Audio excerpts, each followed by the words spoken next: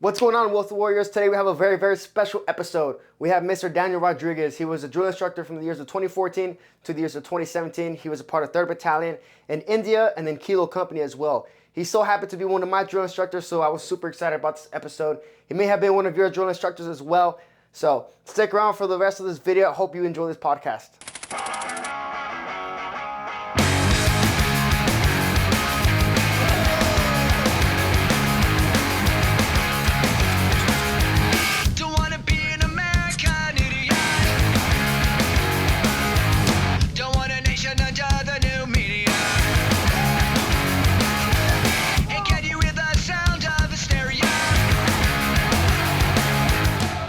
All right, everyone. So here is Daniel Rodriguez. He was one of my drill instructors when I went to boot camp in 2016. Total freaking beast. It seems like boot camp just happened yesterday, and I'm out of the Marine Corps, and so is Mr. Rodriguez. During the time, he was a staff sergeant. So you may have seen him before if you're on depot. If you did serve with him or you're one of his recruits, drop some comments down, show him some love. But Daniel, would you mind giving a brief little introduction about yourself? Yeah, my name is Daniel Rodriguez. I was in the Marine Corps for 11 years, 2007 to 2018. I did a brief stint on the depot from 2014 to 2017. Well, I was down there until 2018. I eventually retired out of the depot. Yeah. Awesome. Yeah. So, I guess we'll kind of roll into, your introduction into being in the military. At what point did you always have a calling, or you were just kind of like, what was your reasoning into joining the Marine Corps, apart from the other branches, obviously? I always felt like I was destined to do something different than uh, my family. My family was into gangs and drugs and all that good stuff, and it just wasn't the road that I wanted to go down. But I see myself heading down that road pretty quick, and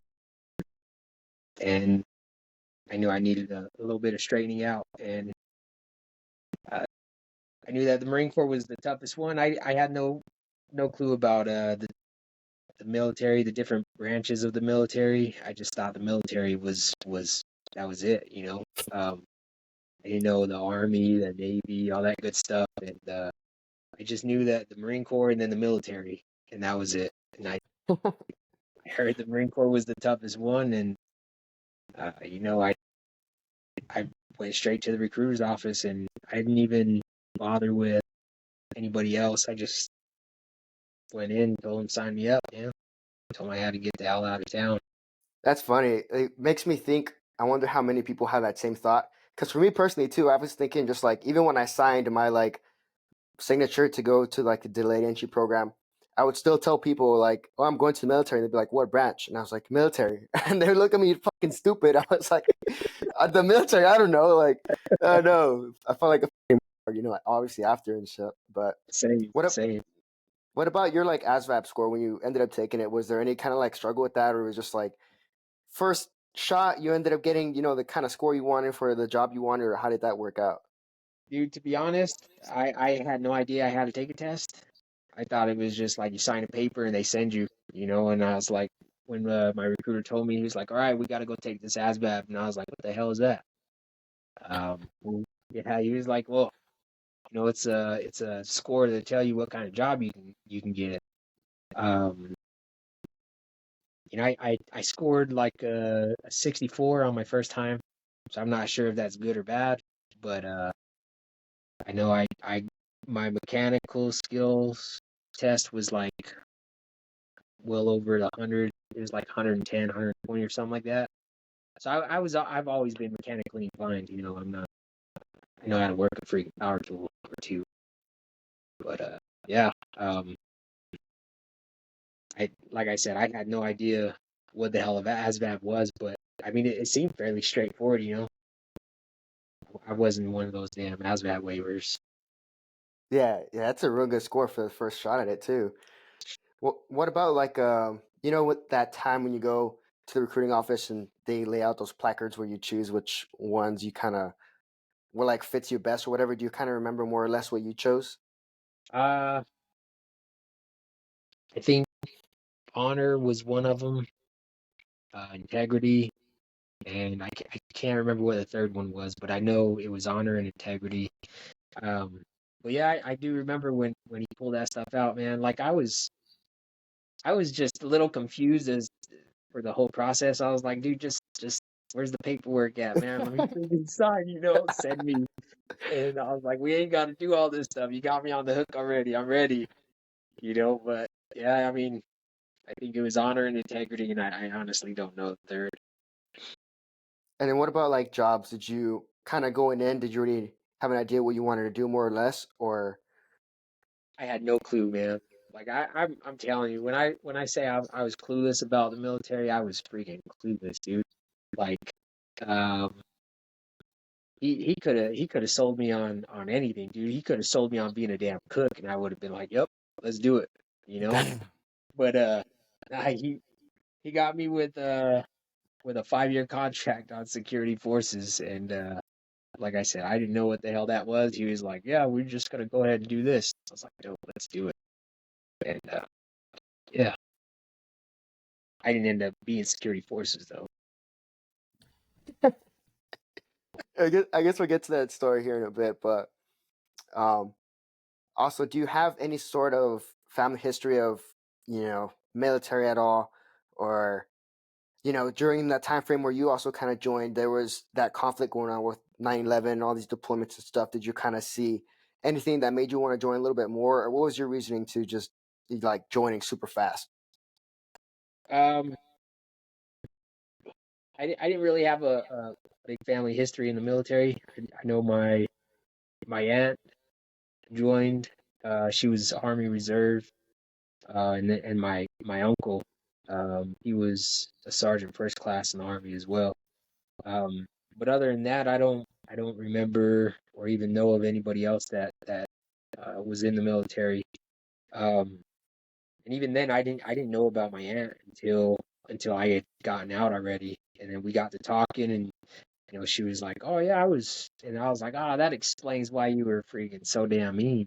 And he was like, "Yeah, yeah." I was like, but as far as like wanting to go so fast, like I said, I see myself going down the wrong road pretty fast. I was always in trouble, um, and at the time, my wife, well, she was my girlfriend at the time, but she was pregnant. Um, and I was working a job, but it was just it was a dead end, damn factory job, and I I remember going in, me and my best friend, man. We worked there for I think like 3 months or something like that, and I remember going in one day and I clocked in and I see everybody around me, and these people have worked there since the place opened, like freaking 20 years or something like that. And they just look miserable, dude. And I told my buddy, I was like, bro, I can't do this. I don't see myself doing this. This is not what I meant to do. We clocked in. I worked for a couple hours, and I was like, dude, I'm done. I can't. I see all these people, and they just look miserable. I don't want to be that type. So I went and told my boss. I was like, hey, boss, I gotta go, man. He was like, what do you mean you gotta go? Like, you gotta go home, or I was like, no, dude, I gotta quit. Like, I gotta go to the Marine Corps. And he was like, what? Yeah, it came as a shock to him. He was like, well, I mean, if that's how you feel, like, shoot, get out of here, dude. And he was all for it, man. But he didn't even get pissed off that I freaking quit on the spot. And I had a supervisor job, and I was only, what, like 18, Oh maybe damn! 17, 18? Yeah, dude. I freaking jacked somebody's spot that was there for like 12 years. Look at you. So, yeah, bro. But I just I couldn't do it. I didn't see myself working a dead end job. Yeah, I mean that's the main reasons why I left. So what was part of also like since you have it was a newborn, or your wife was still pregnant, your girlfriend at the time, she was pregnant, or Yeah, she was pregnant. She was we ended up having a baby when I was in MCT, so she was about halfway there. She's half that's baked. crazy. So she supported you more or less, like you wanted to go to boot camp. Yeah, dude. Like we talked about it, and I told her, because like I said, I had a job. It paid pretty damn good too. Um, but I talked to her, and I was like, I just we need to come up with a plan. Like, uh, this is my kid.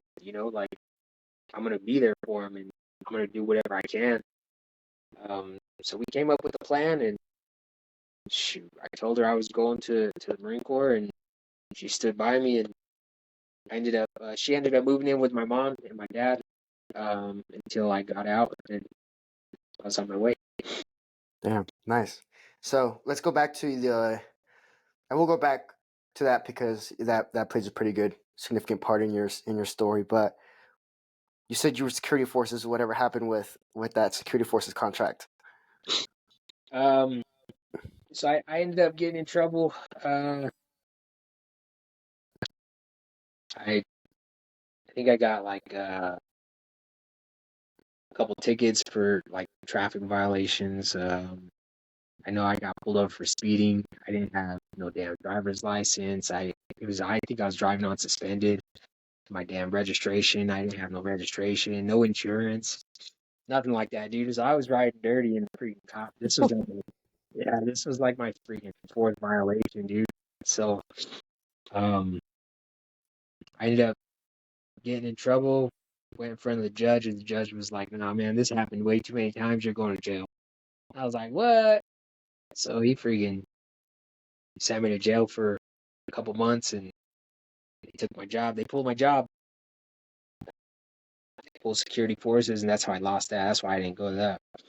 They tried to pull my spot too. Matter of fact, they did pull my spot to go to boot camp to ship out. Uh, I think I was supposed to leave around like after Christmas in 2016. Oh, wait, not 2006, 2006. The hell am I thinking? Um, that's like right around the time you went on. Yeah. But not like in 2006. I was supposed to go right around after Christmas, or after the holidays. Um, but then, like I said, I lost my job. I lost my spot. So had to figure something else out. So how did that talk kind of go with your recruiter? Like you got out of jail and you went to your recruiter. Like what kind of happened? Did he tell you like, too bad, or like you're still gonna go to boot camp, or how did that kind of work out? No, like he played it. He was like, dude, we had to give your spot away, and we had to give your job away. And I was like, okay, well, what else can I do? I was like, I'll do whatever. Like, just I need to go. Like, I need to get the hell out of here because if not, I'm gonna end up in trouble again and again and again. And so I think he took about a week to figure something out, and he was like, we can sign you up for motor T, and I'm like, I was like, okay, shoot, let's get it. Um, but like I said, I had already gotten pulled over for all these damn traffic violations, so I didn't even have a driver's license at the time. But he still signed me up for motor T. He still went to boot camp, and he was like, they'll figure it out after MCT when you go to your MOS school. He's like, we just got to get you to boot camp. And I was like, hell yeah, that's my guy. All right. Well, I don't want to skip the boot camp part because, um, that part is pretty significant. But that's pretty funny because I wonder like whatever happens to recruiters, like does something happen to, um, I guess I'll say that. But anyway, so you're at boot camp, right? What do you recall from boot camp? Like what was Um, something, like were you fucked with a lot? Were you kind of like, oh shit, like this is kind of real, or what do you remember from boot camp?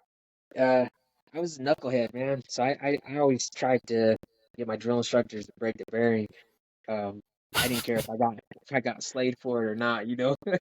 Um, it was just a matter of seeing if I could do it, and I did it a few times. I got him a couple times, man. I remember like this one time we were we were all in the rack, and it was my kill hat. It was just my kill hat on watch that night, and um, he put us in the rack. You know, taps went off, lights went out, everything. And I would always yell, "Good night, sir." Like I would yell at the top of my lungs, dude. And he had no idea who it was. Uh, and one night I seen him, like it looked like he went into the duty hut, but that fool freaking cut a left and went behind the racks. And my head was towards Recruit Highway, and I said it, and he freaking all you see is just this dude come by and grab me off the top bunk and pull me out the rack and throw me on the ground. Damn. He was like, "God damn it, Rodriguez, I knew it was you." He was like, "You say something stupid like that again, I'll kill you." I was like, "All right, sir." So that was the end of the good night, sir. Uh, but like I said, I always try to break my drill instructor's bearings. There was uh, there was one time I was on. I think we were coming back from class, uh, and firewatch or not firewatch, but the gear guards were standing post. We come inside the hatch, and I run at this damn gear guard like I was the drill instructor. And he was in our platoon, so he knew how I acted, man. He knew I was a freaking idiot. And I started yelling at him like a drill instructor, and started acting all crazy, doing all um. And then my drill instructor walks in, and this kid starts reporting his post like for real. And I was like, "Dude, I was just kidding." And I turned around, you know, I turned around, and my third hat's right there, dude. And I'm like, "Oh my gosh, I'm gonna die for this one, bro." I freaking yeah. I paid for probably the rest of that day, and then in the evening, like during square away time, we were freaking showering, and drill instructors had the meeting on our deck. So every night they have a meeting, and they had a meeting on our deck in the duty hut, and all these drill instructors come in. You know, I swear there's like I don't know 15 of them, man, maybe at the very least 15, maybe even 20, dude. All just crammed inside this damn duty hut. But they I hear the recruits calling for me, and so I come running. You know, they were like, "Hey, senior drill instructor wants you," and I'm like, "All right." So I go pound on the hatch. You know, the reporting is ordered, and he's like, "Get in here, Rodriguez." And I'm like, "All right, sir." So I go in, and he was like, "Well, let's see it." And I'm like, ah, "This recruit don't know, sir." And he was like, "What the hell don't you know? Let's see it." He's like, "I heard you were acting like a drill instructor," and I'm like, "Damn, he caught wind." You know, I was like, "All right, sir." So he was like, "Matter of fact," I turned around. He was like, the drill instructor that I was impersonating was sitting on the rack. Um, so he tells him he was a sergeant. He was a kill hat, and I'm pretty sure this was his first cycle. You know, like he looked, knowing what I know now, he was real fresh. He was real green. Um, and he pulled him up and put him like right in front of me, dude. And he was like, "Well, hit it, Rodriguez." And I was like, "All right, sure." So I freaking I started yelling at this drill instructor like a drill instructor, like it was him yelling at him. You know, knife hammered him in his face and almost jabbed him in his neck, dude. Oh man, my senior was like, "Shut the hell up, get out!" And he kicked me out, and all the recruits are like, "Oh," because they knew all the drill instructors were in there, you know. Um, but all the recruits are looking at me like, "Whoa, what happened?" And all you hear is just freaking a bunch of hats just laughing, just dying in the duty hut, just laughing, dude. And the recruits are like, "Oh, This drill instructor killed me probably for about another month or so, maybe until I graduated. Yeah, yeah. Every chance he got, man. He wasn't even my drill instructor, man, but he slayed me every chance he got. Uh, but like I said, it was so worth it, dude, because I got these memories. Like what other what other recruit can be like, oh yeah, I yelled at a drill instructor because my senior told me to. You know, That's hilarious.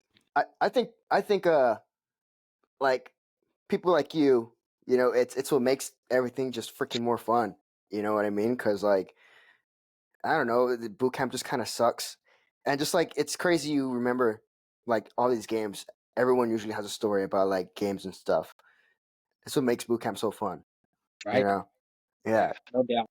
Uh, like I said, when I was the drill instructor, I remembered how I was as a recruit, and I'm like, oh, these bastards ain't gonna get away with it now because I know what the hell's going on, And I'm like, nah, I gotta let them slide on a couple things. But um, yeah, but my that was my biggest thing was to try and break my drill instructor's bearing. Uh, Do you remember their name still? yeah, my senior was Gunnery Sergeant Hill. My J was Staff Sergeant Sanchez. Funny story, I named my weapon Jocelyn Sanchez, and he got he got wind that my weapon's name was Sanchez, and he made me hold that damn weapon and do drill with it. Um, I was his practice dummy. So um, my third hat was Staff Sergeant Velaquette. He was by far my favorite. Uh, and Why do then you say my that? kid hat. I don't know. It was just the way he held himself. Uh, he knew, like you can tell in his face and his eyes that like when something stupid came along, uh, he knew that he didn't want to do it, but he had to do it anyways. You know what I mean? Like um, you can hear it in his voice. You can see it on him, and he was just like I don't know. He was just like uh, he was tough, dude. Like, but he had compassion at the same time. You know, I I I took a lot of traits from him. I knew he absolutely loved being a third hat. He loved to teach us anything and everything that he could about the Marine Corps, and uh, yeah, I think that's why I loved to be a third hat. That was my favorite role. But yeah, Staff Sergeant Velaquette, he was third hat, best third hat ever, hands down. No. That's wild. You even remember the names. People always say that too. You're always gonna remember your drill instructors, and then like high school, you know, teachers, middle school or elementary, like you don't really remember. Maybe a couple, but like you Yeah, remember all your drill instructors for sure. yeah, yeah, no doubt. Yeah. It's been freaking almost 20 years, and I still remember their names, man. Wild, wild. So let's take it to MCT now, or after MCT. What happened at the schoolhouse in Fort Leonard Wood? Because that's where the schoolhouse is for Motor T. Yeah, so get to Fort Leonard Wood, and they find out I don't have my driver's license. So I tried to tell them this, and they were like, "Ah, we're gonna send you anyways." I was like, "Okay, cool with me. Shoot, I'll go for a ride." Um, yeah, they found out I didn't have my driver's license. They found out it was suspended. They tried to get it back, whatever, get it reinstated, but I had to go back to my hometown to get it reinstated. So that wasn't gonna happen. Wrinkle wasn't gonna freaking let that fly. Um, but they ended up kicking me down to page 11 um, and changed my MOS. And I think I was in limbo for about a month.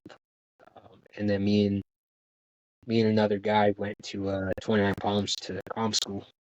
So I became a muckster, multi-channel radio operator. So do you know what happens to recruiters or like whatever happened to him? Like, do they get in some sort of trouble since they sent you knowingly that you didn't have a driver's license that was like nothing? And I I passed boot camp. You know what I mean? Like that's the main goal is to pass boot camp and carry on, sir. You know, like if you get kicked out of boot camp, then it goes against their numbers and their whole freaking their whole stuff. But yeah, And that's so you had your newborn already, and you weren't there yeah, for it. You weren't there yeah. for the birth. In MCT, we I had my phone in my wall locker at MCT. I honestly couldn't even remember if we were allowed to have them or not, but I know I had mine. We went back to the squad base, and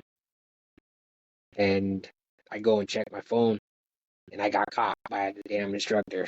He was, and so I know we weren't supposed to be on him, you know what I mean? But and the message I got was that my wife had the baby, uh, and so I told my instructor, you know, like why I was on it or why I was checking my phone. Um, but yeah, I mean, I couldn't go home because they said that we weren't married, so she was just my girlfriend. So I had to suck it up. Were they like somewhat cool with it at least? You know, like, oh, take your time on your phone or step to the Hell side a little no, bit. hell no, dude. She No, hell no, dude. They made me throw my phone damn. back in my wallet. So that's what it was. They allowed me to keep my phone in my wall locker. Um, and they said that I can hit her up at night and whatnot.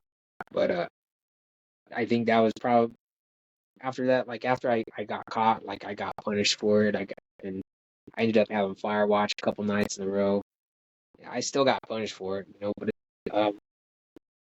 yeah, And how did you feel about that whole situation? Like, it was just like it's your first child, like where you just how'd you feel? um, I knew I had to make sacrifices. You know what I mean? Like I knew going into it um that whatever I had to do, I was gonna do it. You know what I mean? Like because I knew that it was just gonna provide a better life for me, my future wife, and my son. So I knew that I just had to freaking shut up and color. That's inspiring. I think I think now, you know, there's just so many like different things people could do. Obviously just like being just a girlfriend, run away, or like, resort to like plan B or just some sort of thing. Yeah, but, the fact that you took, you know, like responsibility and just, kind of stuck it out. And at this time where you're kind of like, damn, I got to get married now, like fast. That way you can move your wife and kid with you.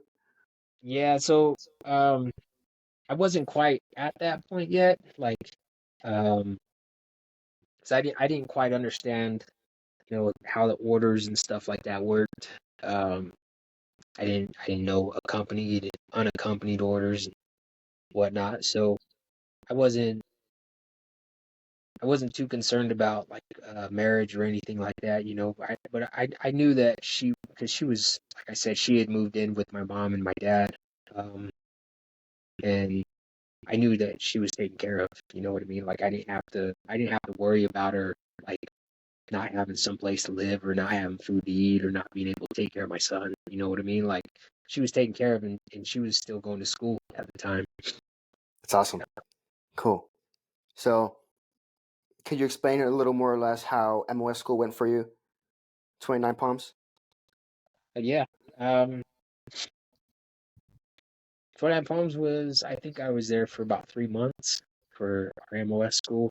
Um, 29 Palms sucks. Like the stories are true, man. Like 29 Palms, I was there for 3 months. I met some pretty cool people there though, like in my MOS school. Like I had a buddy that was from California. He was from Placentia or something like that. And we would we would go up to like his house so for the weekend. Um, and we would just chill up there, me, him, and a couple other guys. And we got to meet his uncle. His uncle was a Marine, and the dude freaking like took care of us like we were his own, man. Like he took us to get haircuts. We took us out to eat. He we played games. It was like we weren't even away from home, dude. It felt like a home away from home, you know.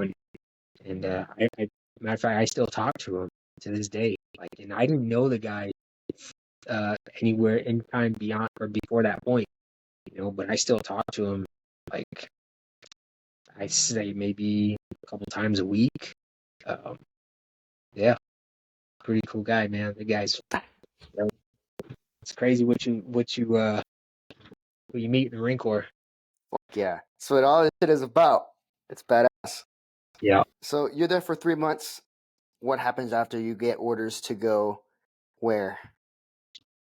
Uh, so there was three of us that got orders to Okinawa, uh, Com Squadron 18, Marine Wing, Com Squadron 18.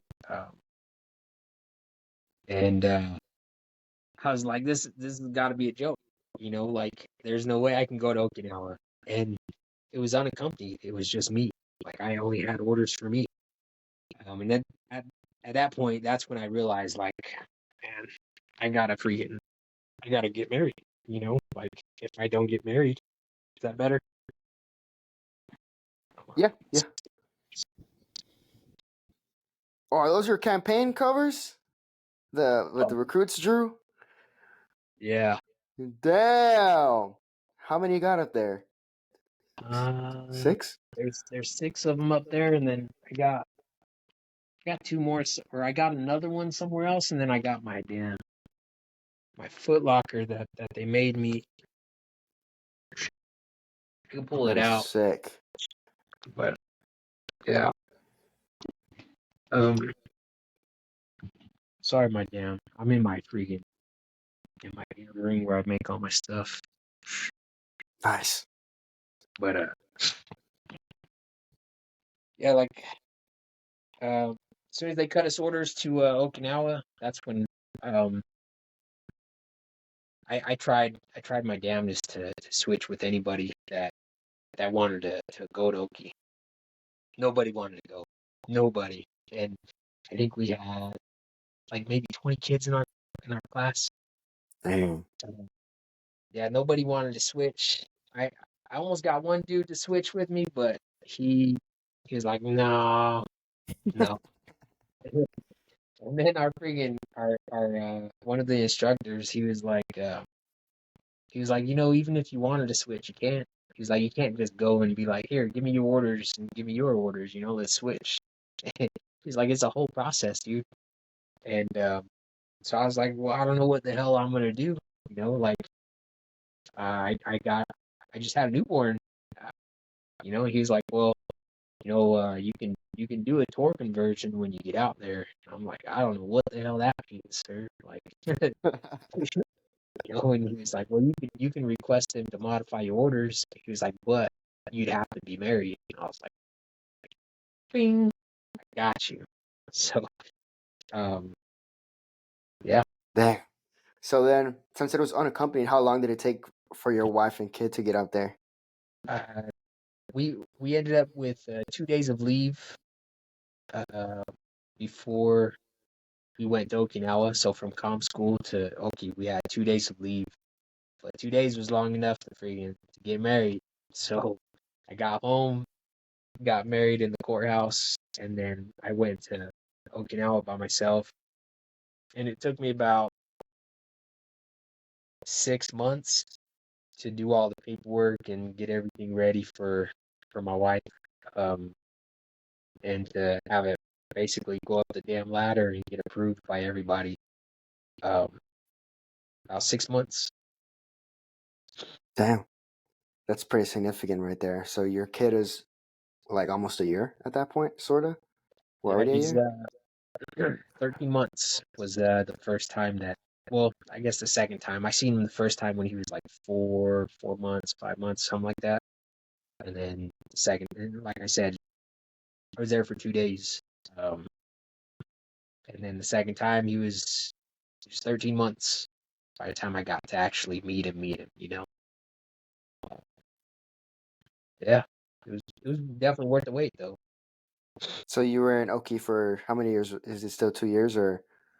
So I did a tour conversion for from 2 years to 3 years, uh, accompanied, but I don't know if the paperwork fell through or whatnot, but I ended up only staying for like maybe two and some change. So I think like almost 2.5. But yeah, not too much longer. Yeah, But you enjoy your time out there in Okinawa? oh yeah, dude, I loved it, man. Like it was it was I think it was pretty dope. I got to experience both sides of it, like barracks life as well as freaking married life, you know? Um, barracks freaking shenanigans are like none other, dude. Like none other. Um, just being able to freaking walk down the hall into your boy's house or into your boy's room and just freaking chill, you know what I mean? Like, or doing something stupid. Um, yeah, it's pretty dope. I freaking loved it, but uh, out in town was pretty dope too. Like, our unit wasn't too bad.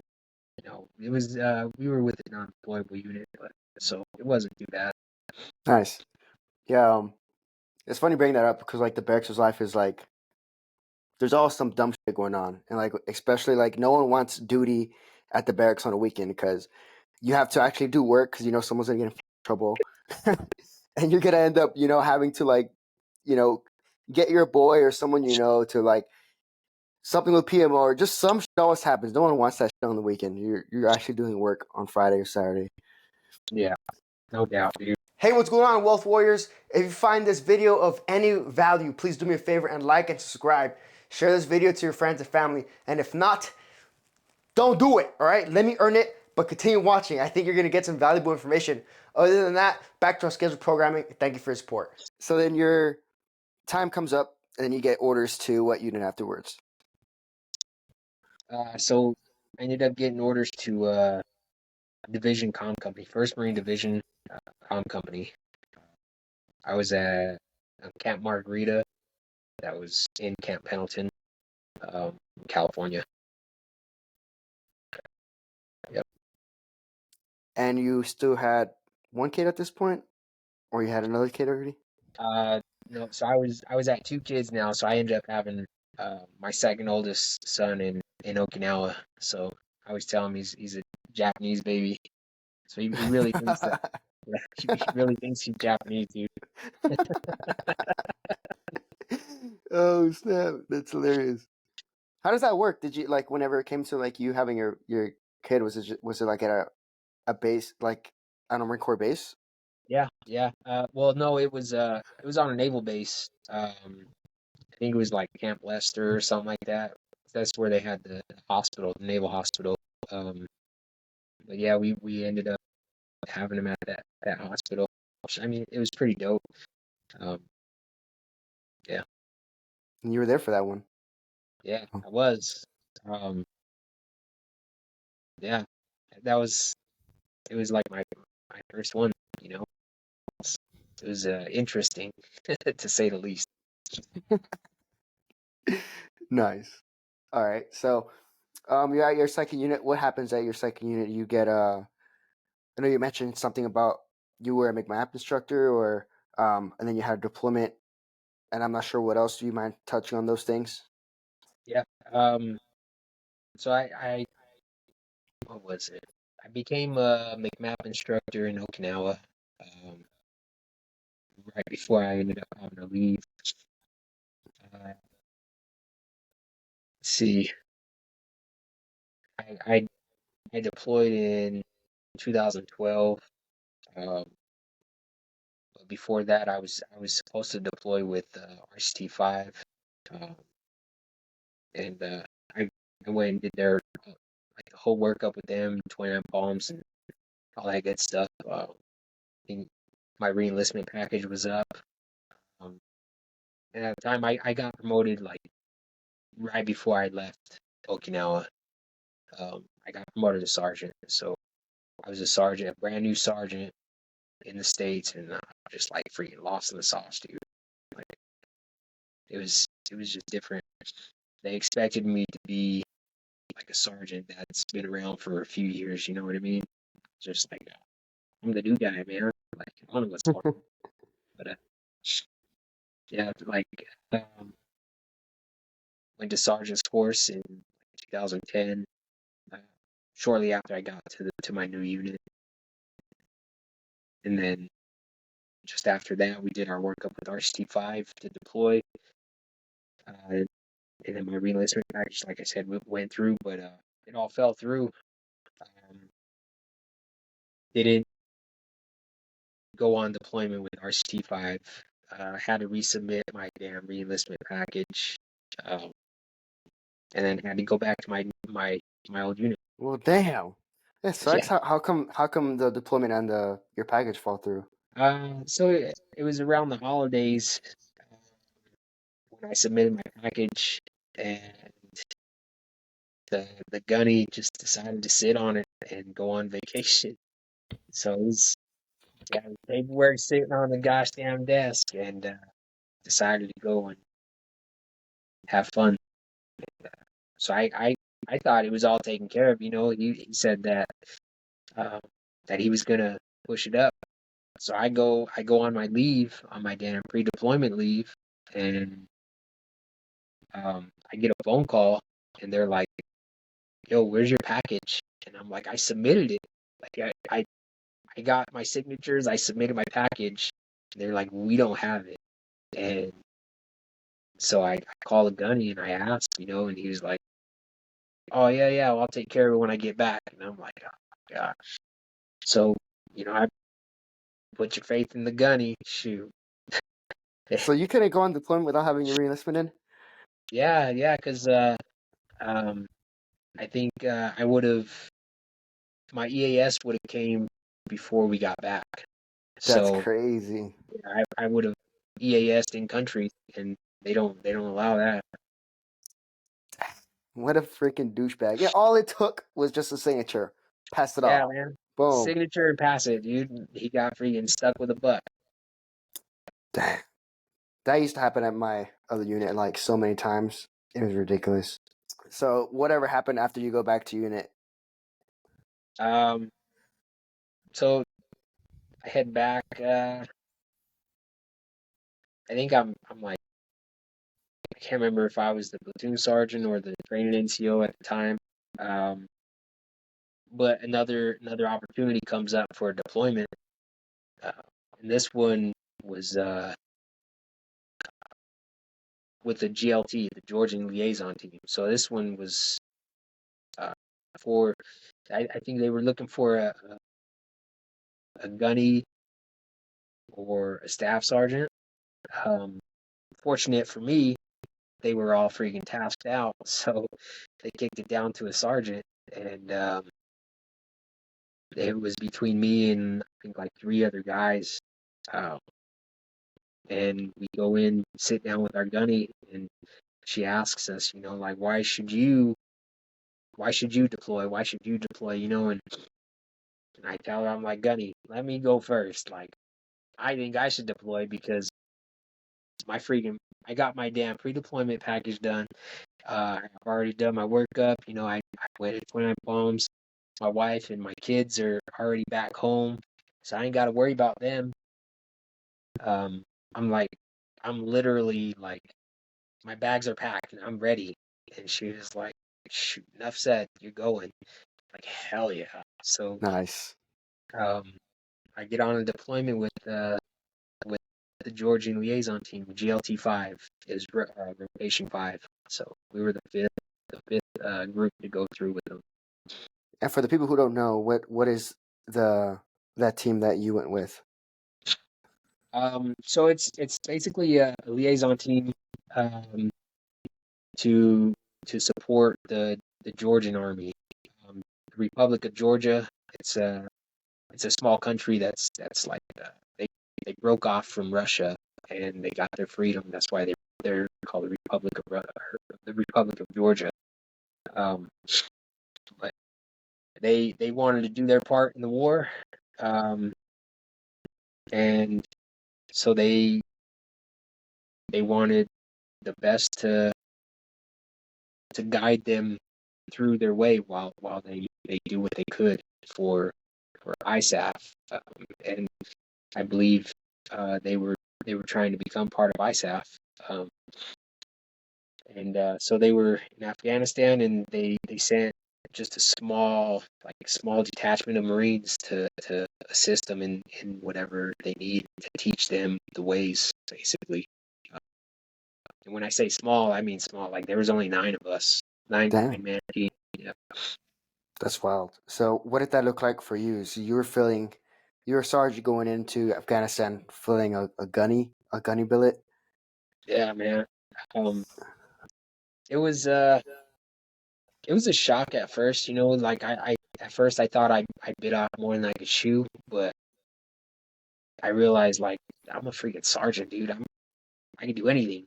You know what I mean? Like I could freaking do what the hell ever I need to do. Um, but yeah, I was filling the role of a communications chief, or the billet of a communications chief, and um, luckily for me, I had a damn good OIC, um, Amo, and he we were both like he was a second lieutenant, but he knew his stuff, and he wasn't no pushover either. Like he wasn't the one that was like carrying his book around like, oh yeah, yeah, yes, staff sergeant. You know what I mean? Like man, hell no, staff sergeant, quick routes. Shoot. So if I needed backup, dude, he would back me up to the fullest, like to the fullest, and people would try to freaking bulldoze the both of us because I was a sergeant, he was a second lieutenant, you know, and it didn't even work that way, man. Shoot. So you were surrounded by bunch of higher ups. You were the only sergeant there. Yeah, so me and my doc was an E5, um, and we were the two lowest men on the totem pole. Um, we had a couple staff sergeants, um, a gunny, uh, some lieutenants, a couple captains, and then our team OIC was a major. He was from. They pulled him from recon. Damn. Yeah, this dude was freaking. He was too cool, too cool. But So sorry, our our company gunny, or not company gunny, but our staff NCIC, he was a grunt, so they pulled him from one of the battalions. So we were uh, pretty built. so back to your deployment. Was that kind of like? Did you at any point feel like, damn, like I'm like the lowest dude on the totem pole? Were you ever intimidated at all? Hell no, like It's just you don't feel nothing. You're just like yeah, dude, like um, you know, like if I've never been I've never been one to be scared or back down. You know, like not even when I was growing up. I I was always the smallest guy, uh, so I'd always get tested. You know, um, and I just I just don't break you. I mean, you know, but no, I wasn't like nervous or scared or worried. You know, like I knew that um, my team had my back, and we were actually pretty tight. It was very rare that they tried to pull rank on me. Um, and when they did, I would call them out. Like I don't give a damn about your rank. Like are we're the same. Our billets are the same. You know what I mean? Like I would respect them, you know, 100%. Um, but I wouldn't let them try to run me over. that's dope. Um, so then, what about your like day to day on deployment? What did that look like for you? Were you um what do they call like the COC, or like were you like what was that where you were? Were you going into the city at times, or what did that look like from your point? So I ran all of communications. I had a small team from RCT 6 um, that that helped me out and um, complete a mission. But I had my own shop because we had to run all of our communications and stuff for the entire AO. But we would do our rotations in the COC, um, and it was that part kind of it scared me at first because I didn't know what was expected um, while I was in the COC. You know what I mean? Like um, it was different from being a damn corporal or a damn regular sergeant in the COC because as a radio operator you're just there man on the radio. You know what I mean? Um, but as part of the actual liaison team, you're in there like you're helping run gosh damn command and signal, man. Like it was just different. So that part kind of worried me, but I was never in there by myself. You know what I mean? Like we had a bunch of teams in there that there was a lot of support there. So but yeah, we did our rotations in the COC. Um but most of the time I was out my communications, um working my radios, making sure the freaking comm was up and everybody could talk and the damn higher ups had their email. For real, dude, it seemed like that's all they were worried about is sending damn emails, man. They're like, Rodriguez, my email's not working. I'm like, oh, let me get right on that. So, All yeah. right. So, and what was your interaction with the with this element you guys were working with? Were they speaking English? Um, some of them could, um, and believe it or not, a lot of them learned English while we were out there, dude, and they caught on pretty damn fast. Like, um, they, I don't know, dude, they're freaking,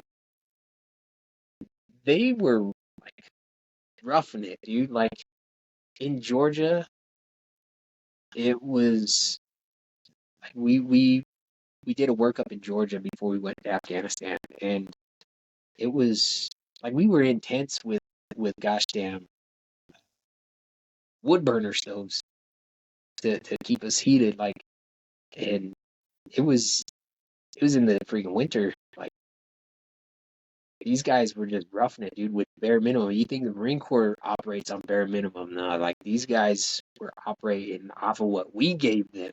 Like, you know what I mean? So, um, working with these guys, like a lot of them did speak English, especially the ones that worked in the COC. And like I said, they practically ran the COC. Like our job was just to be there to help them and guide them and make sure that they didn't commit no damn war crimes. You know what I mean? Like, um, so a lot of them could speak English.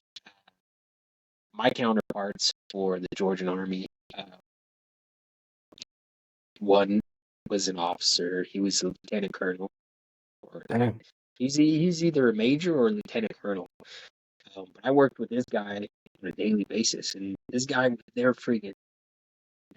like stupid smart, dude. Like he would give me ideas, and I'm like, oh, that is dope. I can do that. We couldn't share our communications, like our equipment with them. Like they had their own equipment, but it was stuff that I learned how to do in Georgia when we were doing a workup with them. So every time they had issues with them or something, they would come and ask me for help. Uh, so I would go over there. I spent time with them. Shoot, it was they're great, man. I freaking love those guys. Wow, that's awesome. That language barrier, that's crazy that they were able to pick up on stuff like that so quick. Were you still in communication with your wife while you were in Afghanistan? Yeah, I was. So I I was the comp chief, right? So I had access to all cops. So um, so I was able to scrape together a freaking big old list of MWR numbers that you know like you would have to call this number to reach back to the state side. It was like calling the switchboard operator, dude. So Oh shit. yeah, bro, like I had like a freaking huge list of numbers that you can call, and it was just different bases, and they would connect you back to the stateside, and like that's how I was able to call my wife and whatnot. Um, I mean we had an Iridium phone too, freaking satellite phone.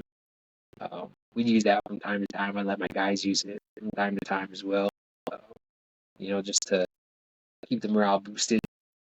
Um, but yeah, like I said, I was in charge of all communications. So if I needed a phone to go somewhere or a computer for internet to go somewhere, I'm like, all right, route this line here, and we got it. So I used to make some damn drug deals, using some phones and some internet access.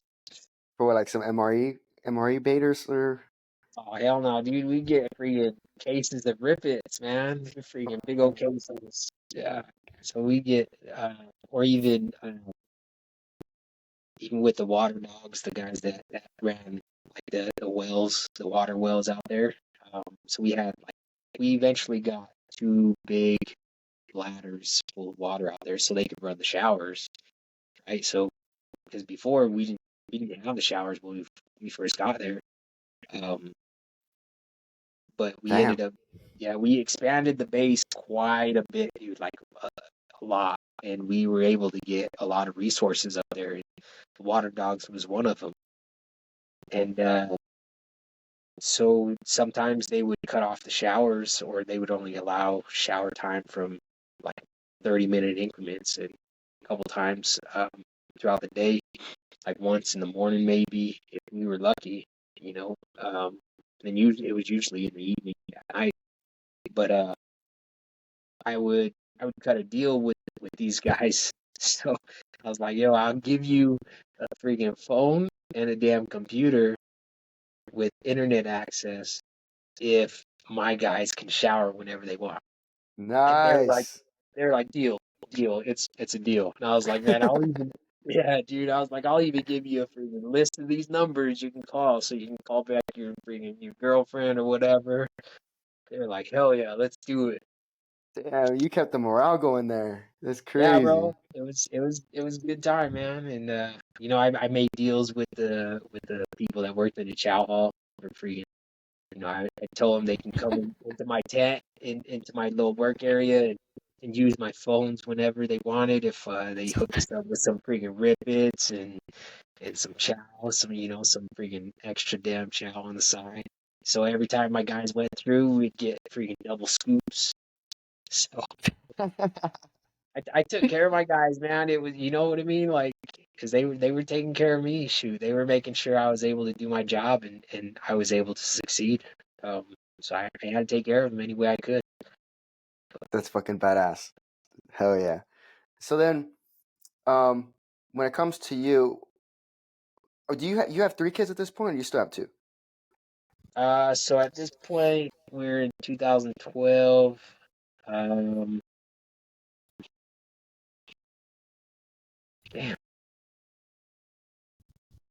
I got I got three.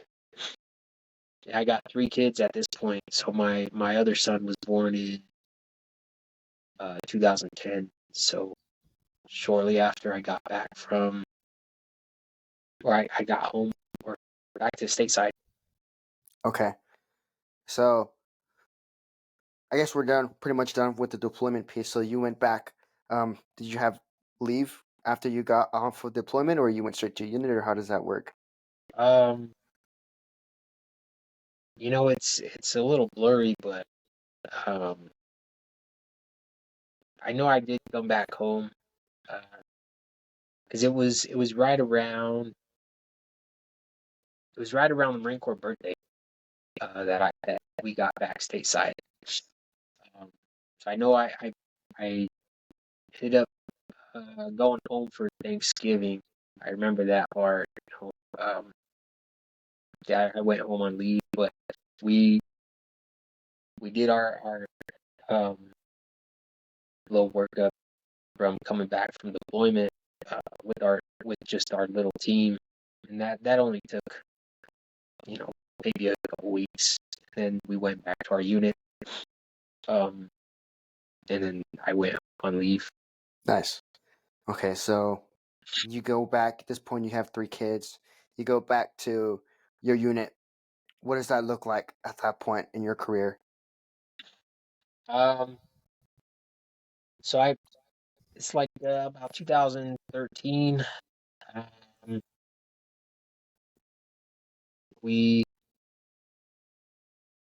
I I didn't do a whole lot when I got back.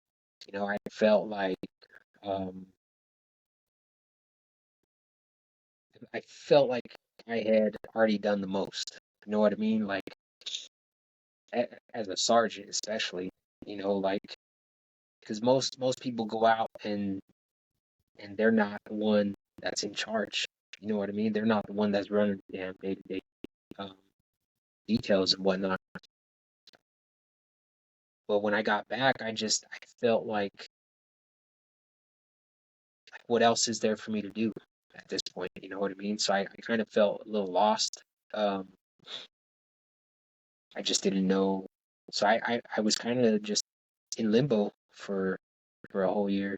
It felt like, you know, not a whole lot went on in that next year. I think, like I said, I was either it was usually the training NCO or the platoon sergeant uh, for my platoon, and that was that was basically what I did. And so at this point, is this where you kind of like just debate whether you want to go be a drill instructor, or is it like already time for you more or less like around that time frame where you have to pick whether you're gonna do a B billet or not? Um, I think it was a little bit of both. Um, I had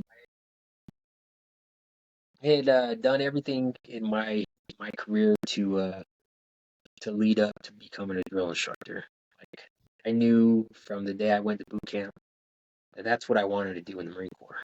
Right, so um, I had talked to quite a bit of people, prior hats that asking them about advice and what you should go through uh, before you become a drill instructor. A lot of them was like, oh, you sergeant scores. You want a deployment under your belt. You want to be a sergeant for at least a couple years. You don't want to go down there brand new sergeant.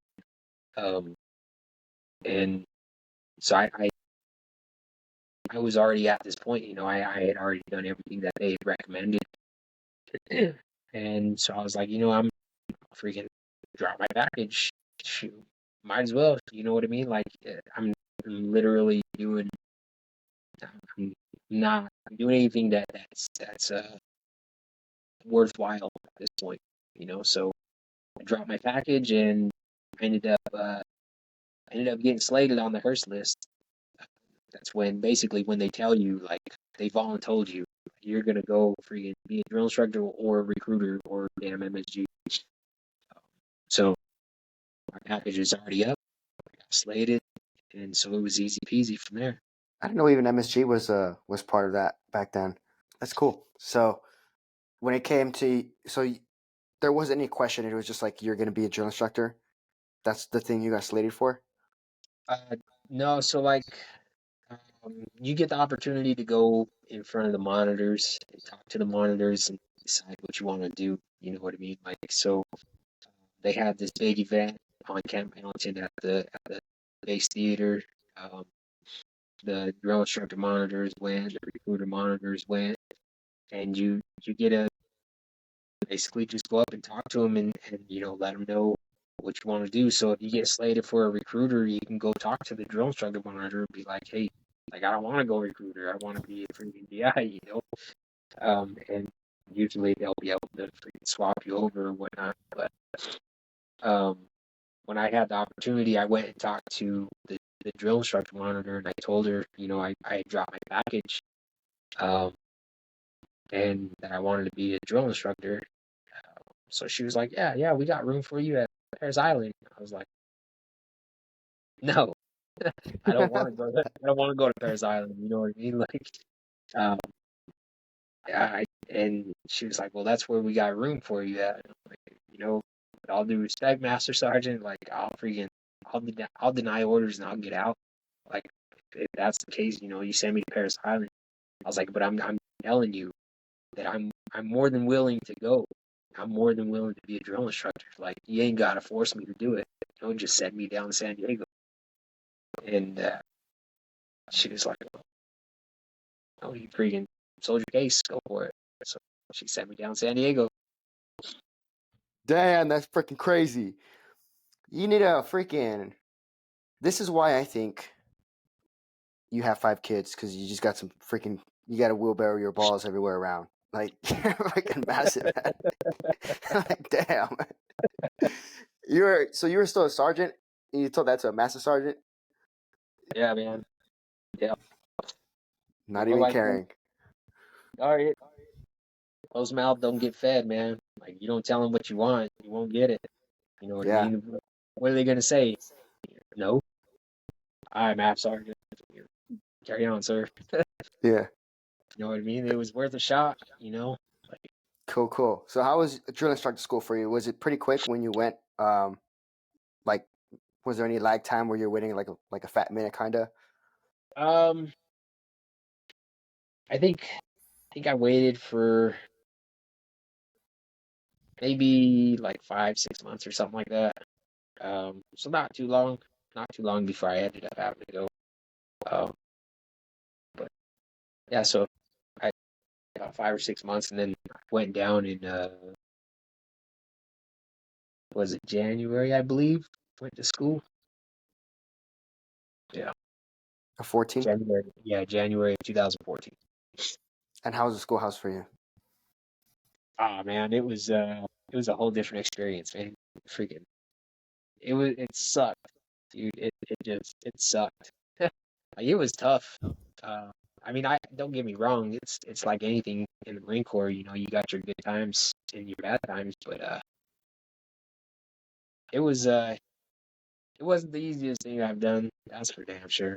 It's pretty damn tough. What in particular was tough for you in the schoolhouse? Uh, it was like a different side of the Marine Corps. Like, it's where our discipline comes from. It's where our freaking motivation comes from. I don't know, like, um nothing, they let nothing slide. Nothing, dude. It's literally like boot camp over again, but times 10.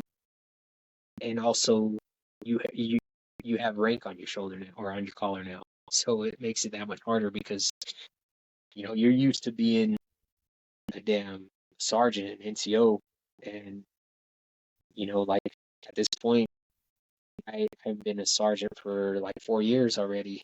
Um, so I wasn't the lowest man on the totem pole anymore.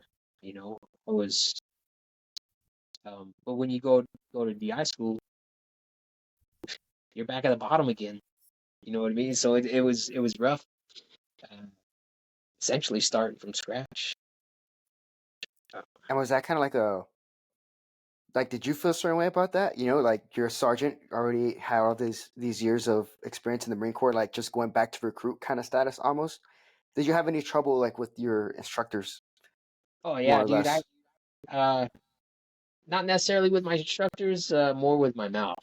Uh, I I couldn't keep my mouth shut. Like, I always had to say something stupid, um, and ultimately it got me in trouble. My instructors were pretty damn tough.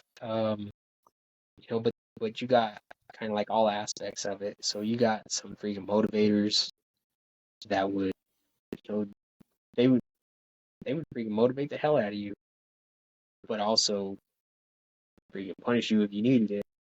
Then you got some freaking just straight up dickheads, and they were just gonna be a freaking dick to you no matter what because you're freaking a drill instructor student. Um, yeah, instructors were something else. Those guys were freaking cream of the crop, man.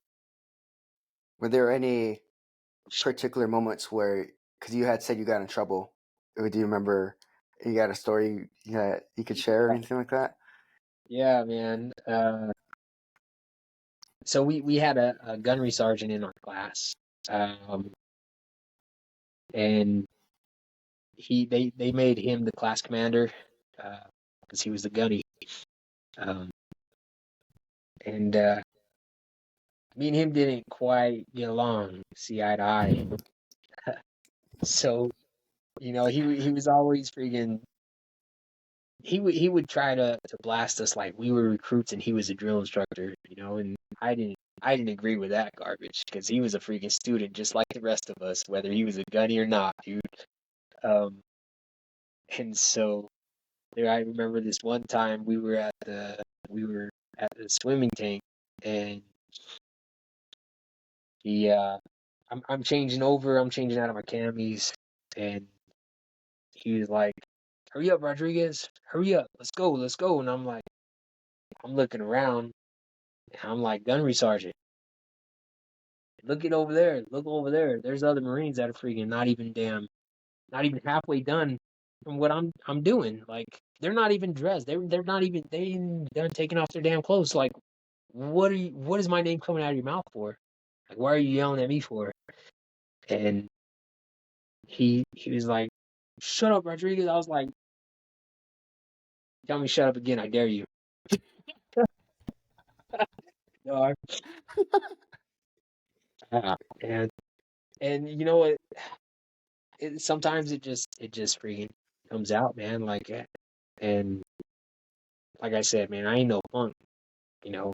Uh, but I have mad respect for authority. You know what I mean? But at the same time, don't freaking treat me like I'm a punk because For sure. it's not gonna freaking go well for either one of us. Um, but I ended up getting into an argument with him over it. Um, I finished changing over and I walk out and he's over there talking to my damn squad instructor. Uh, yeah, that fool freaking he went diming me out. My damn squad instructor told him that I was talking back to him and I was yelling at him. He snitched on me, man. Freaking, Um, yeah, so my squad instructor called me over and he blasted me for it and he slayed me in the pool and I can't swim, dude. I can't swim to save my life. So I swim like an iron duck, man. And I swear I damn near drowned that day. He freaking I got slayed in the pool that day. Hell yeah. I mean, like I said, it was my own fault. Like I said, I'm more than willing to accept the consequences. You know what I mean? So Well, at least you didn't get punked out, you know? You would have nah, been man, punked out if you didn't say nothing. So, damn right, dude, it ain't gonna yeah. happen. You know? Yes, sir. So, you finish your drill instructor school, and then how does it work with after you graduate? Do you all like automatically just end up going to your first cycle at the start of a cycle, or you kind of get thrown in the middle of a cycle, or how does that kind of play out? So it kind of depends on what company and battalion you go to. So, um, my I ended up getting sent to a Third Battalion India Company, um, and so I believe they were just coming off of a cycle, and so they were going on their leave. So I ended up being able to pick up with them right before their cycle. So they do a whole entire workup before they pick up. Um, so they were able to go on leave, and then I was able to. I'm pretty sure I took some leave right after DI school, and then was able to do my first cycle, start from the beginning with them. But if some people are going to a different company or a different battalion, that's mid cycle, um, they'll either see if they can find another spot for themselves somewhere else, or they'll kind of just throw them in there. Right in the fire. So, how did your first cycle go? Do you remember it like very, very clear, or is it kind of like a unclear Uh, memory? uh, my first cycle sucked, dude, and it sucked, but um, I got trained. Like my team freaking trained the hell out of me. Um, it's it's kind of a blur, you know what I mean? Like I just know that I never did anything right ever that cycle. I was like another recruit, dude. Like I felt like one of the damn recruits. I was always getting freaking blasted for something. That was my first cycle. My first cycle sucked. It was, I mean, I don't think anybody has a good first cycle. You know what I mean? Like if you have a good first cycle, you're probably in damn first battalion. Why is that? We always clowned on damn first battalion and second battalion. Said that they were too soft. Uh, said that they were too buddy buddy with the recruits. I mean, it's all in fun and game. You know what I mean? For sure. So, um, I know you had some significant events that happened in your life during this time frame. Um, what cycle, more or less, did these things happen? And you might explain to the viewers the events that happened. Yeah. Um. So I went. I did my first cycle. I think it started in like April or May. Of 14. Um. Well, my dad ended up passing.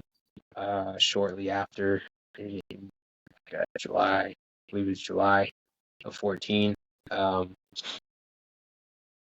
And that took a pretty big toll on me because like my dad he was probably my biggest supporter. Like everybody knew that I was a Marine because of my dad.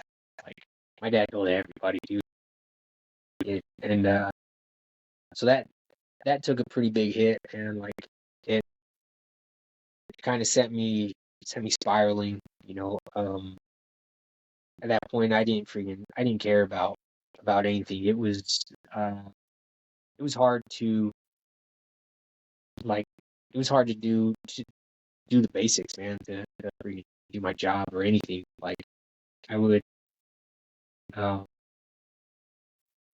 we would be with recruits and one of the drill instructors. I'm like the numbered hat, so I'm supposed to be supporting whatever the other drill instructor says. Um, and I'm just like, man, what the hell ever. Like I lost sight of what I was doing. Um, like the drill instructor would say something, and I'm like, man, screw this, I'm out. I'd just walk away, dude. I'd freaking walk off the deck. I'd go in the duty hut. I'd freaking walk to my car. I didn't care, dude. Like I didn't care what happened. Um, it was mainly because like um, there was like no compassion at that point from my team or my command. Um, when I went home, I was able to go home on leave. Uh, uh, to put my dad at rest. And I swear I would get a phone call a couple times a day, like, are you coming back? When you coming back? When you coming back? Like, we need you over here. You need to be over here training recruits. Like, your team is down one guy.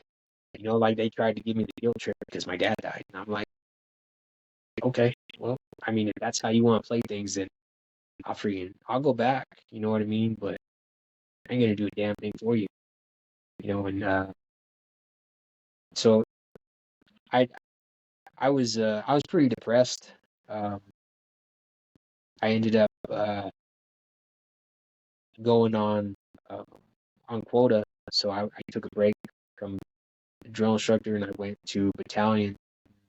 I was working in training, uh, S3 for a little bit, uh, and then in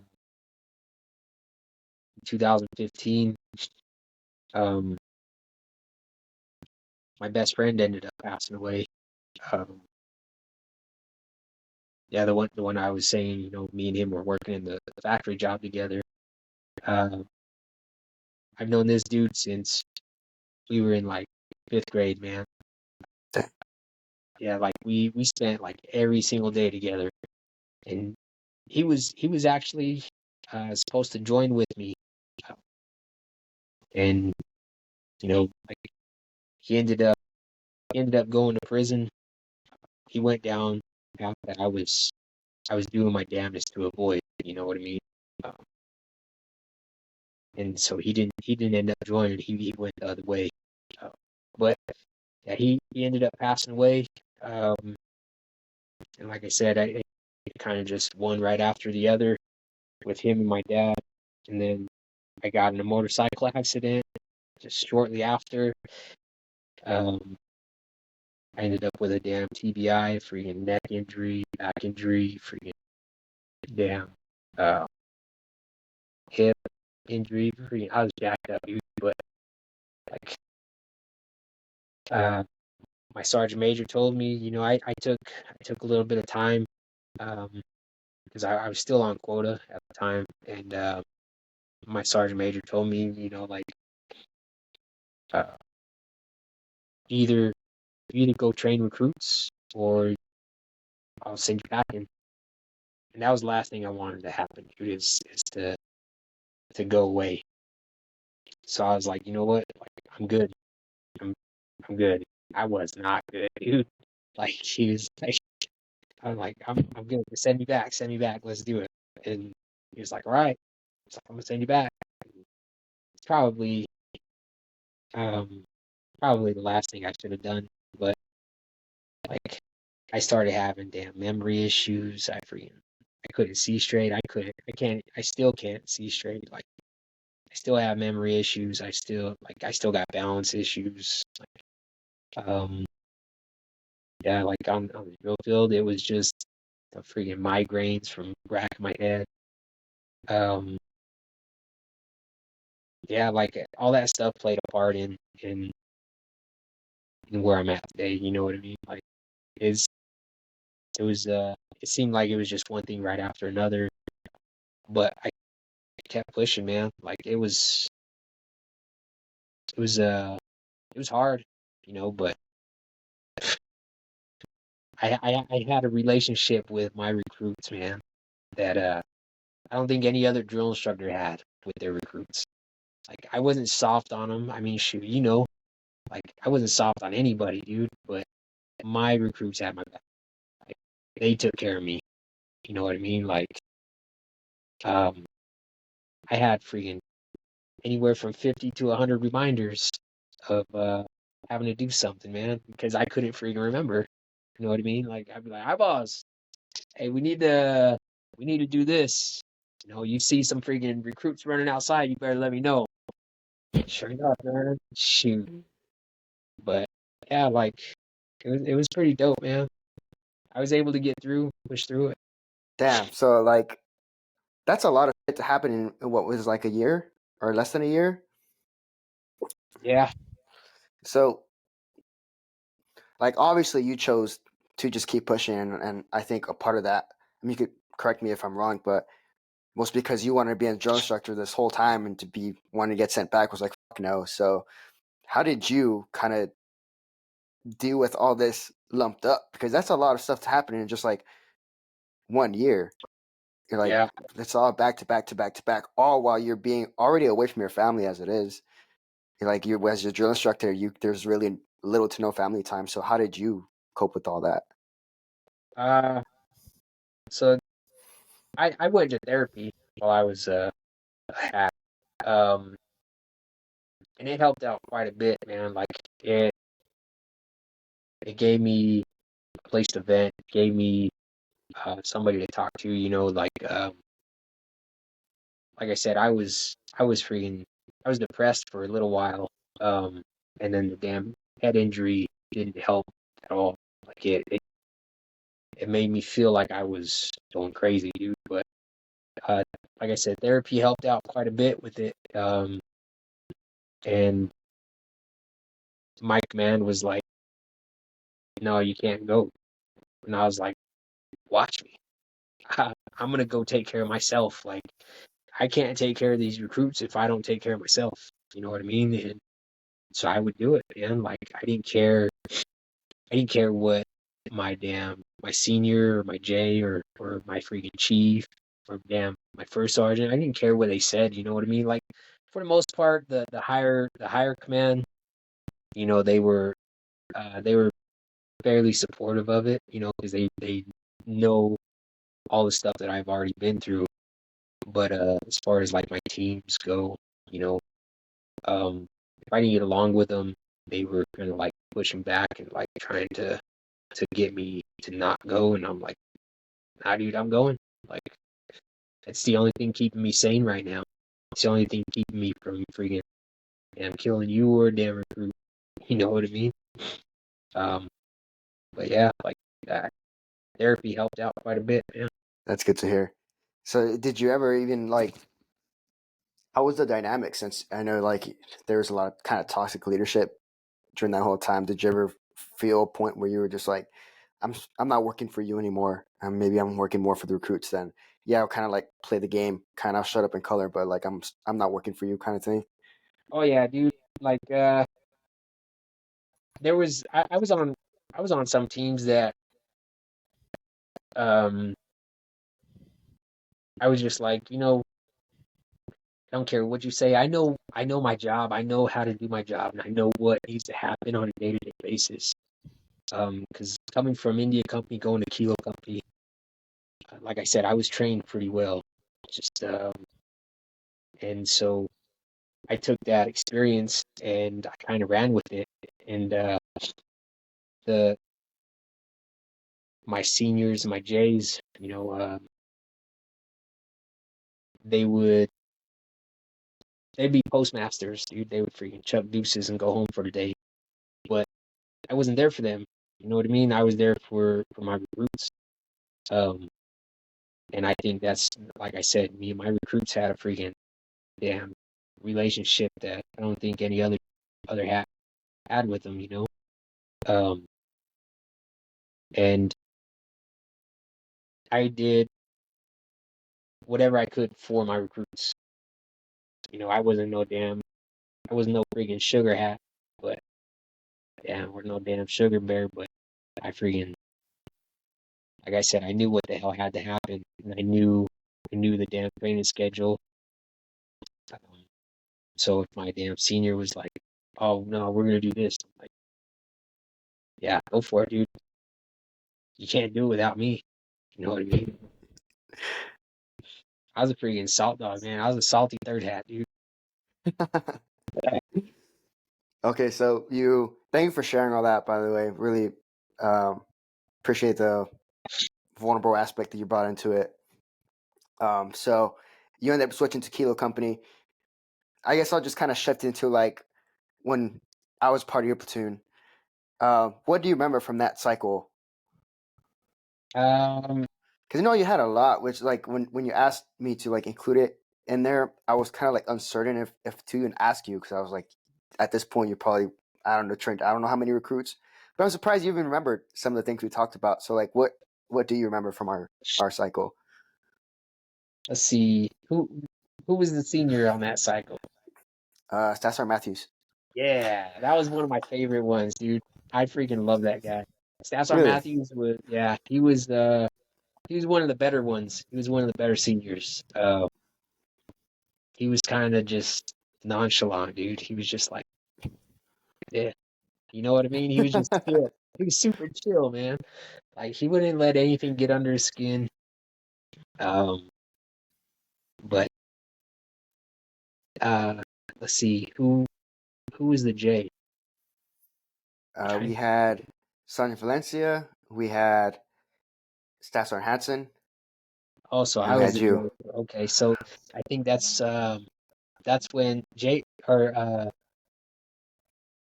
freaking Staff Sergeant Hansen was my third hat, and Sergeant Valencia was the fourth hat, and I I think that was might have been my first J cycle. Um,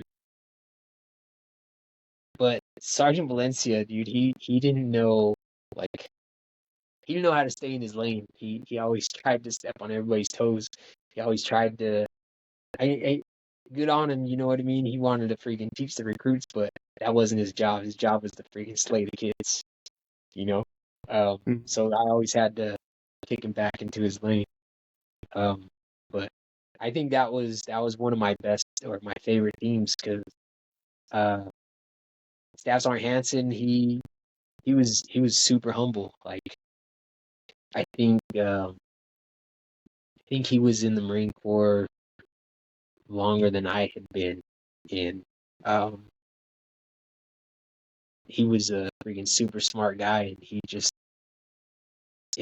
but I had more time on the depot, so if I had something to say, he was yes, Jay, hi Jay, like it was never any kind of headbutts there with this guy. Staff Sergeant Hansen was the man. Um, Same thing with Staff Sergeant Matthews, like I just can't get over his attitude, man. Like he was just so chill, man. Like he did. Everybody on the depot takes things so serious. You know what I mean? And I think that team, me, Staff Sergeant Matthews, and Staff Sergeant Hansen, were just so chill and so nonchalant, dude. It was just like, yeah, we'll get it done. You know what I mean? Like it's gonna get done, and we're gonna have fun doing it. Damn. It's crazy because like the way that you described them, which it was kind of the way that we saw them also. Like Sergeant Valencia, fuck, I fucking hated that guy. Like Yeah, I he there was a couple times, like a couple things where so the first thing that happened, uh damn, I got like this really bad rash on my face. I don't know what happened. It was just I was like pussing on it and I was scabbing and like I would hide my face. I would like kind of like hide down. And then we're I think on the parade deck getting ready for initial drill or something, and he's checking all the recruits and stuff. And then he sees me and he's like, "What the fuck is that on your face? You're fucking ugly. You're fucking disgusting." And I was like, this recruit doesn't know, but in my head I was like so fucking angry. I was like, "Fuck you, you're ugly." Like I don't know why that shit like got under my skin so bad.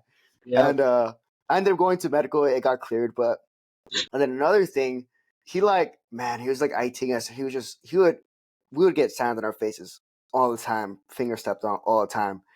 And for him, I think a lot of the other guys too, we just like hated him in a way.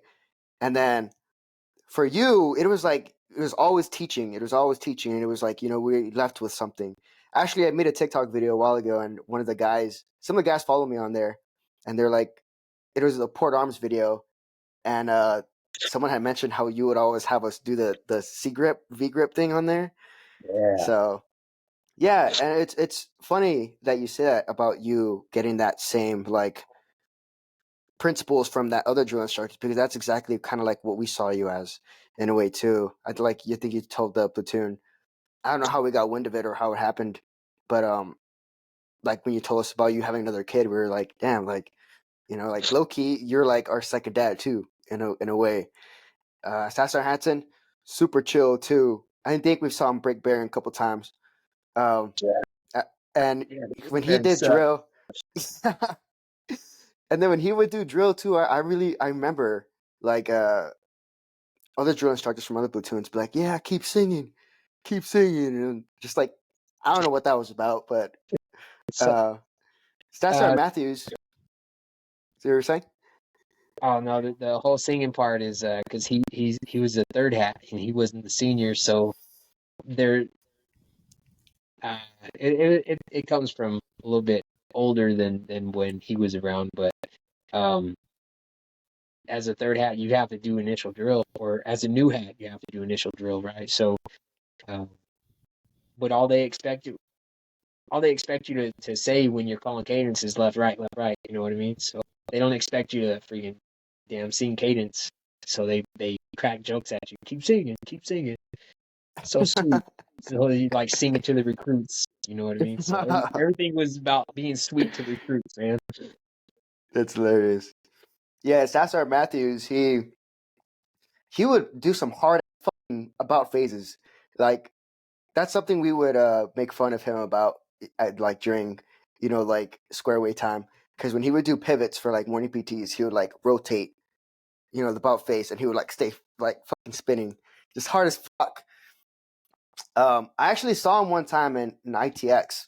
It was just like I went to my unit in Oki right after um, my MOS school, and then I went to ITX in 29, and then we were waiting for our trucks at the motor pool. And I see him, I recognize him right away, but he's like 30 yards away from me, and he like does that double turn like that, and my heart just fucking drops. I'm like, oh shit! Like I'm like, how the fuck does he recognize me? I'm gonna, for some reason, I don't know why. I was like, dude, I'm gonna get fucking slayed right now. But he ends up coming up to me, and then we talk and stuff. But yeah, what else do you remember from the platoon? Like the recruit wise, like from the guys. Let's see. What kids did we have, or what? Sorry, not kids. What recruits did we have in there? Well, You freaking Mayfield was spit off a some guide. names like We had um Mayfield as a guide. We had the Hawaii boys. There's like nine freaking. I think it was 9 people, but it was like they're like their own like platoon. It was so weird. They call them the Hawaii boys. I don't know if you oh remember that. that was uh that was our freaking Islander platoon, huh? That was where a lot of people were from the islands. Yeah, and then we did Who the was it? Freaking Haka. was it Slade and Yeah, Awaneo? Hawaneo, freaking yeah, uh, damn, who else was there? I remember just gotta kind of pull it out. But no, dude, I seriously think that was my favorite platoon that I put through. Um it was a different vibe, man. Like even with it was crazy that we got all the damn Highlanders in that platoon because like they were just so freaking nonchalant, you know what I mean? How Neil was a freaking that dude was comedy, man. Like I don't think I've ever lost my bearing in front of a recruit, but I think how Neil almost freaking cracked me. damn, that's hilarious. Yeah, freaking Slade. I remember seeing him in the fleet too. We chopped that up a little bit on Pendleton, but I don't know if you remember. We used to practice the Haka like during the square wave time or whatever, during lights out. Actually, I think Slade like kind of took charge of it, and all of us started learning it. And then Yeah, at graduation we did it or something, or like in front of I think the chief drill instructor at one point too, I all got that because of them. video. Oh yeah, Yeah, I got it I'll on. play it. I got it posted on freaking YouTube. Oh sweet, I'll put it up on here. Yeah, I'll include it on the um, video. it's actually pretty dope, dude.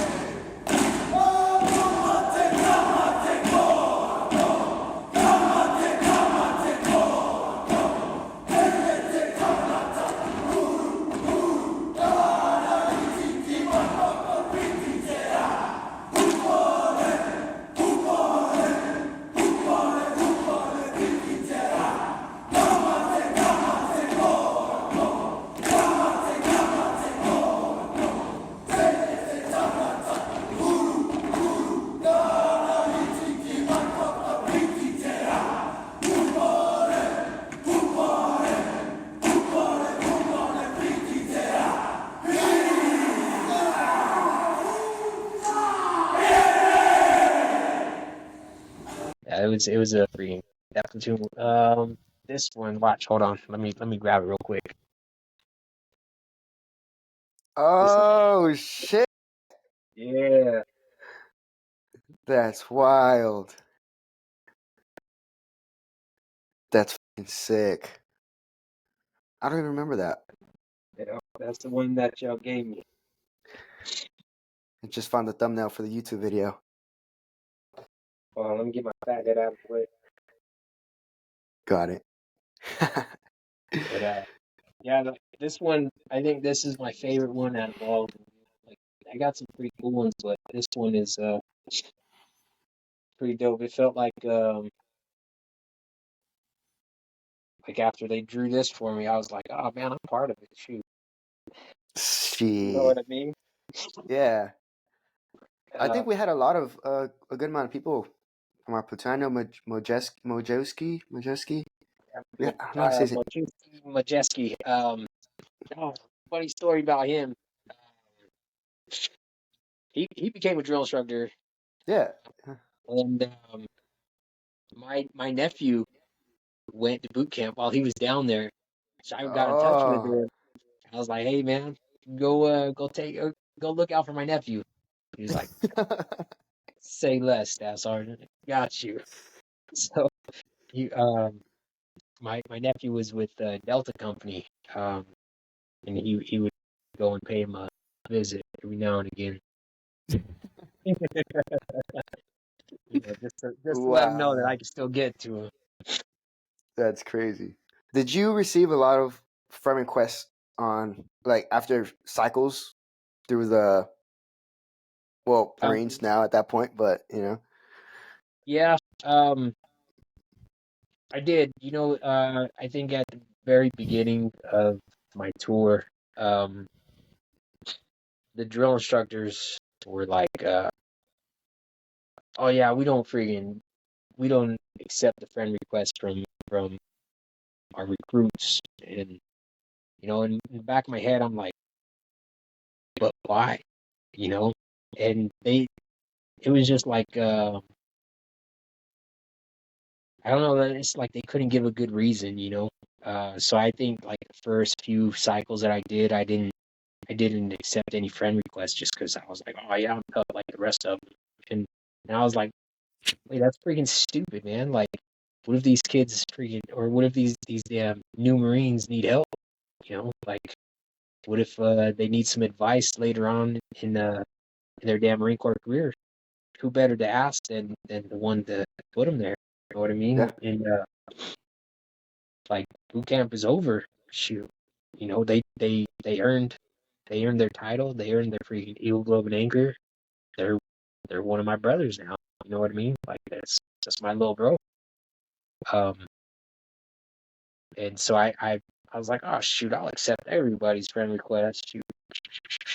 So I got quite a bit of my recruits, my new Marines on there. Nice. Hell yeah.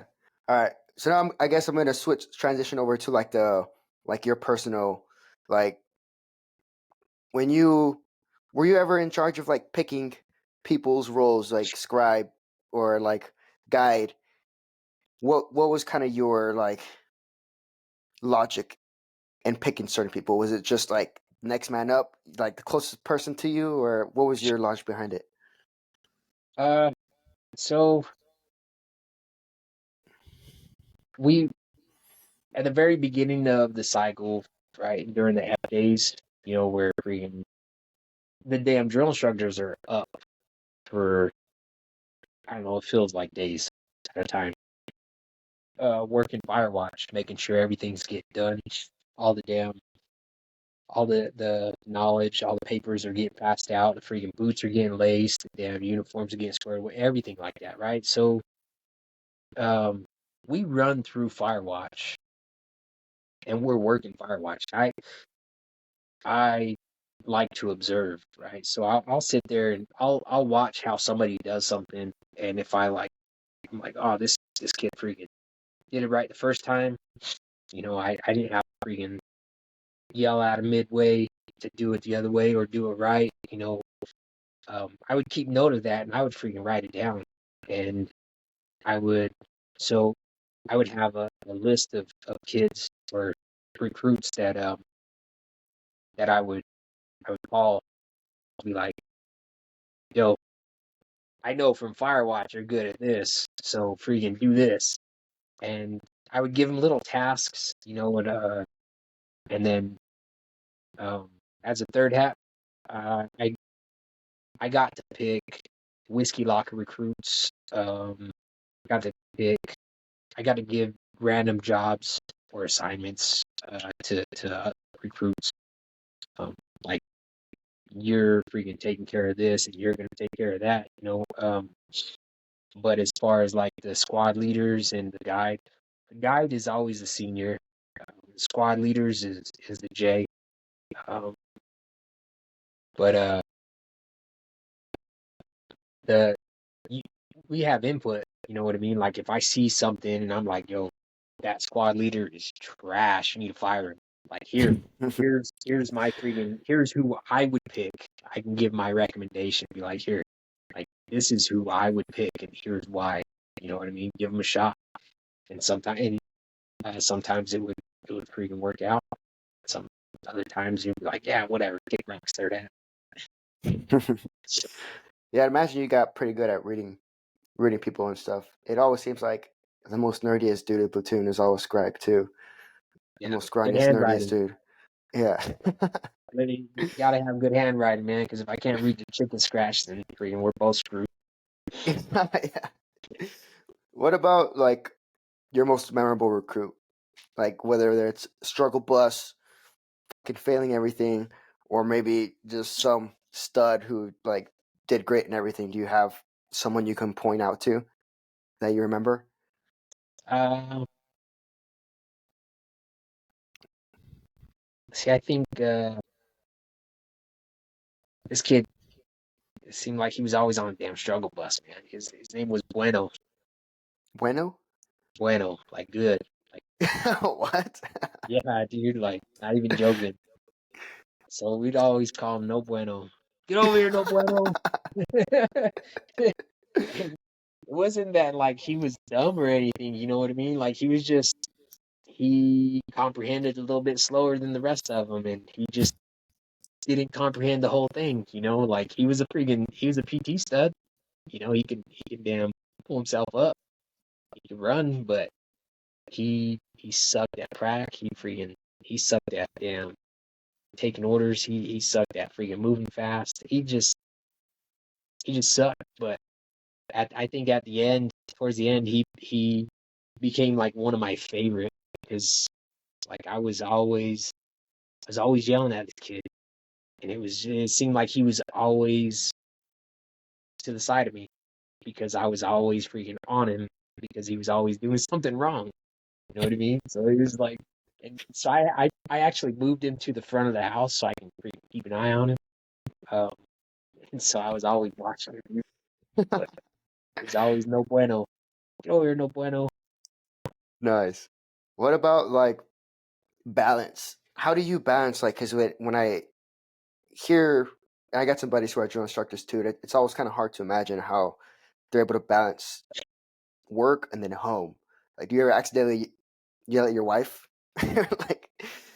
like, do you, is it like what's the switch like? You know? Um, the There's definitely a switch, man. Like, uh, it's hard. Everybody says, "Oh, you got to have a good work life balance and or work home balance," and I'm like, okay, I'll give it a shot.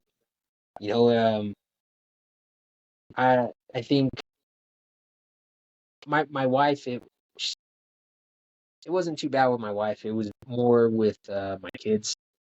Like they would be trying to play around. I'm over here just being damn dead serious, and so I would get loud, but my wife would always freaking keep me in check. So that was a good part, man. But it was pretty hard to keep the balance. You know what I mean? Like because as a drill instructor, you spend damn near freaking 3 months at the drill field. You know what I mean? Working, just yelling 24/7. and then you get home and you're supposed to be this kind, loving person to these little human beings, and it's like I don't know how to freaking transition. It was hard, man. It was hard my first couple cycles, but towards towards the end, it got a lot easier just because I realized like it's serious, but it's not that serious, you know. Like kids are gonna be kids, man. That's awesome. You had your wife there, keep you in check. Yeah, no doubt. The other thing that I've noticed about you is like even in talking to you now, and then hearing you back then in boot camp, you never cussed. You why don't you cuss? I I, I haven't said a cuss word since I was 16. Damn. Yeah. Um, you know, I got big into church when I was around that time, and um, our youth pastor kind of challenged us to not cuss, and I was like, I'm gonna do this. I'm gonna free, you know, like challenge accepted, sir. And I don't know, man. Like I remember a couple months afterward, I slipped up, and I was driving my brother's car, um, on the freeway. No, it was on one of the main roads out here.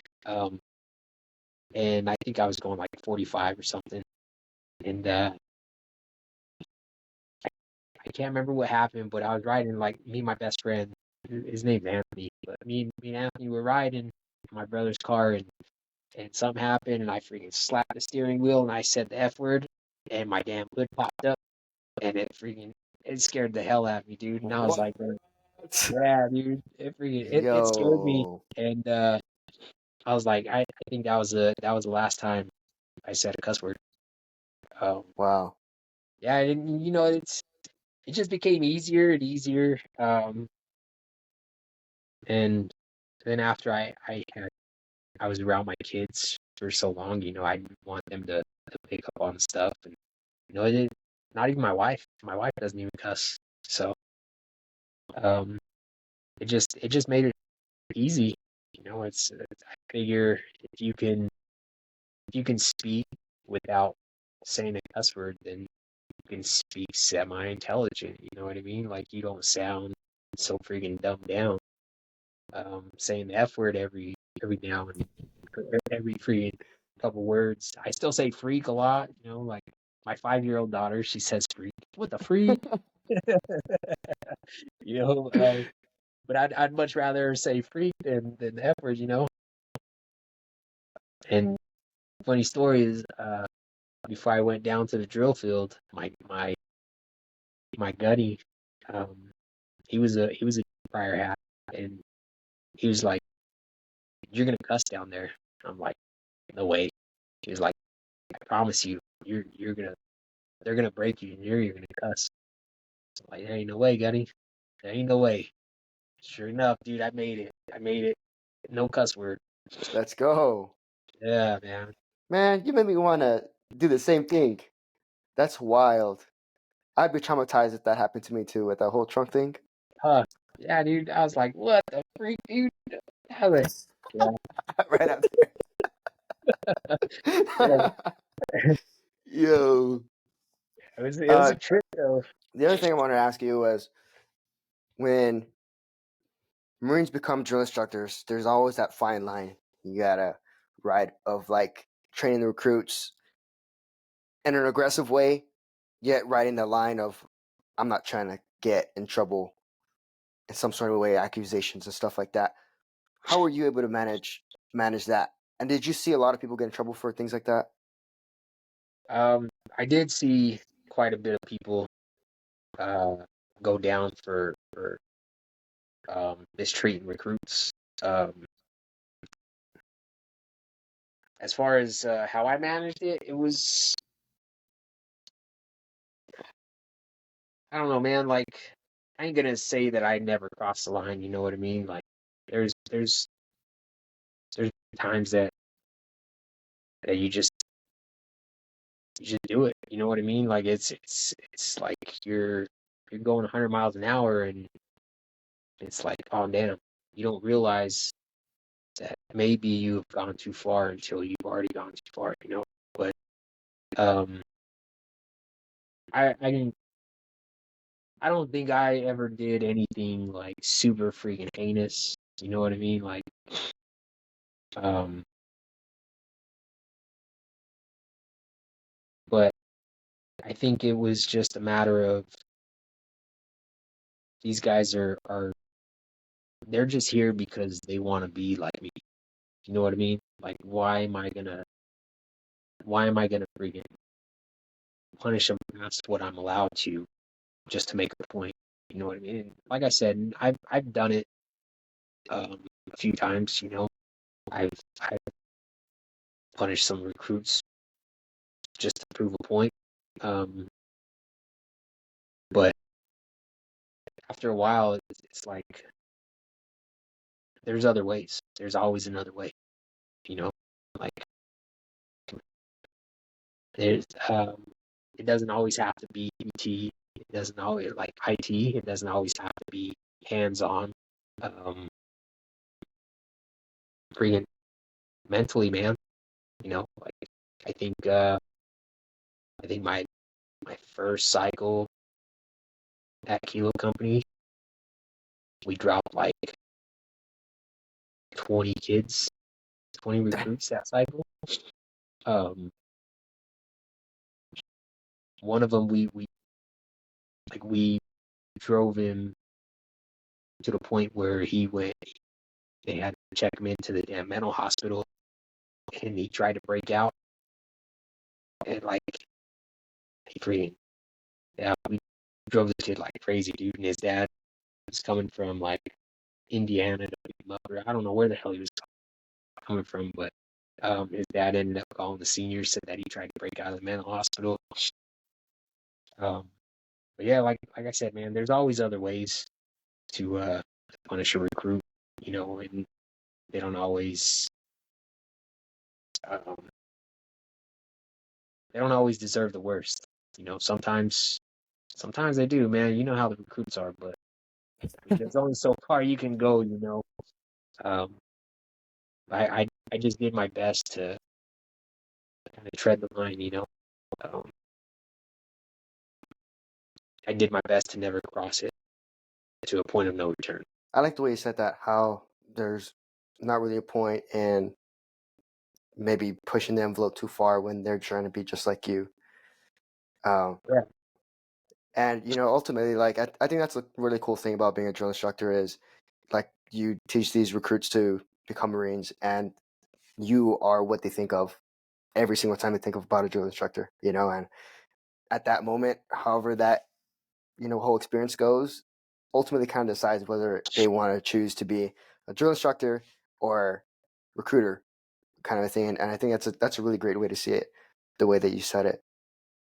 So was there ever a time where you broke bearing in front of recruits and you just started dying? Nope. No, Not once, man. Not once, dude. not even close.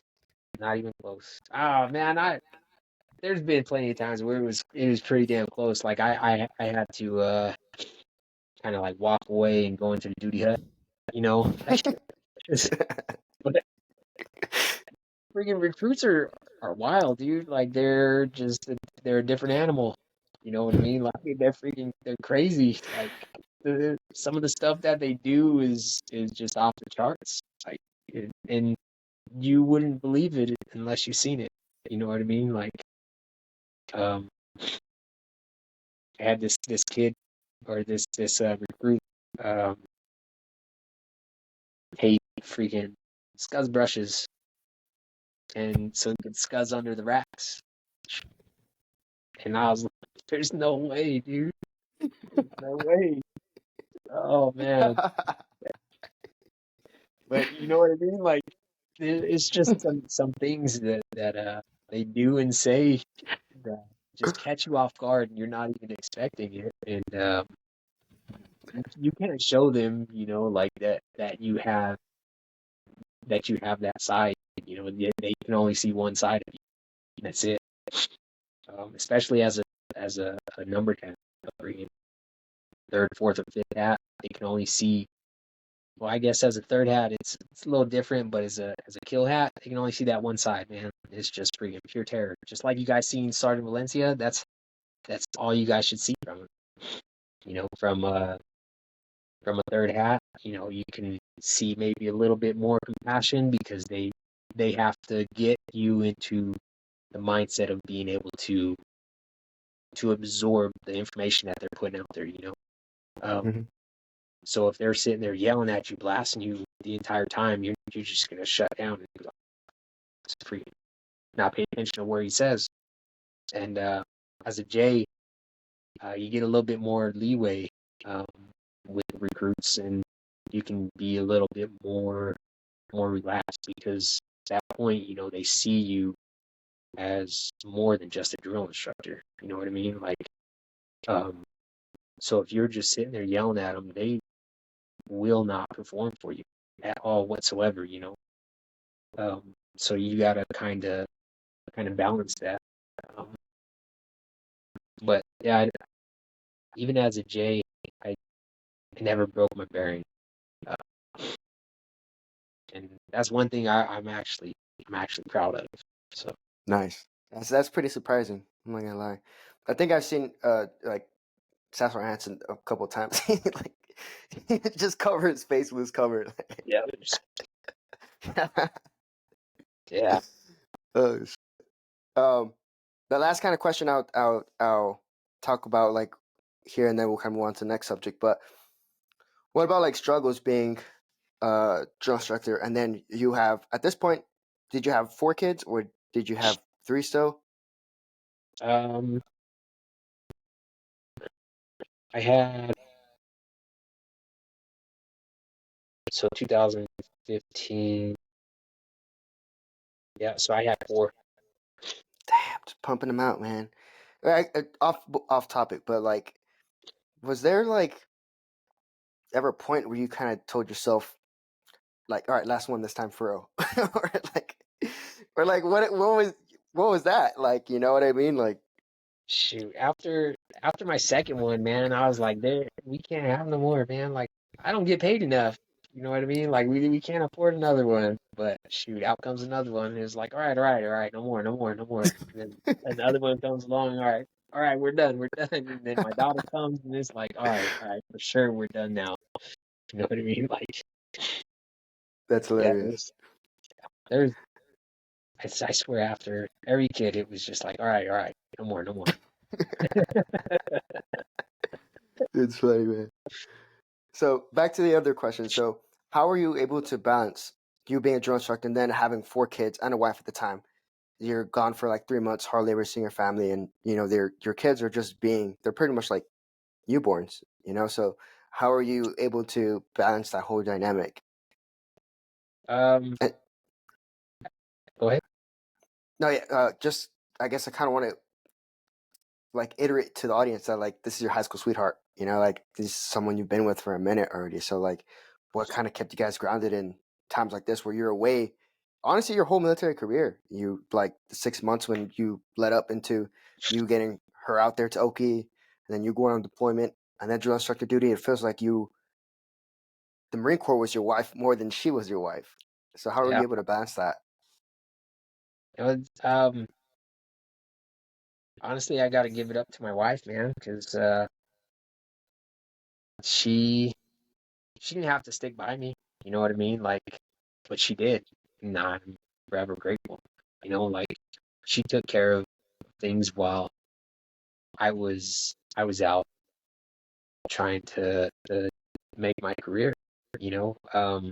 She knew the importance of it. She knew that it was our livelihood that I was doing every day. Like um,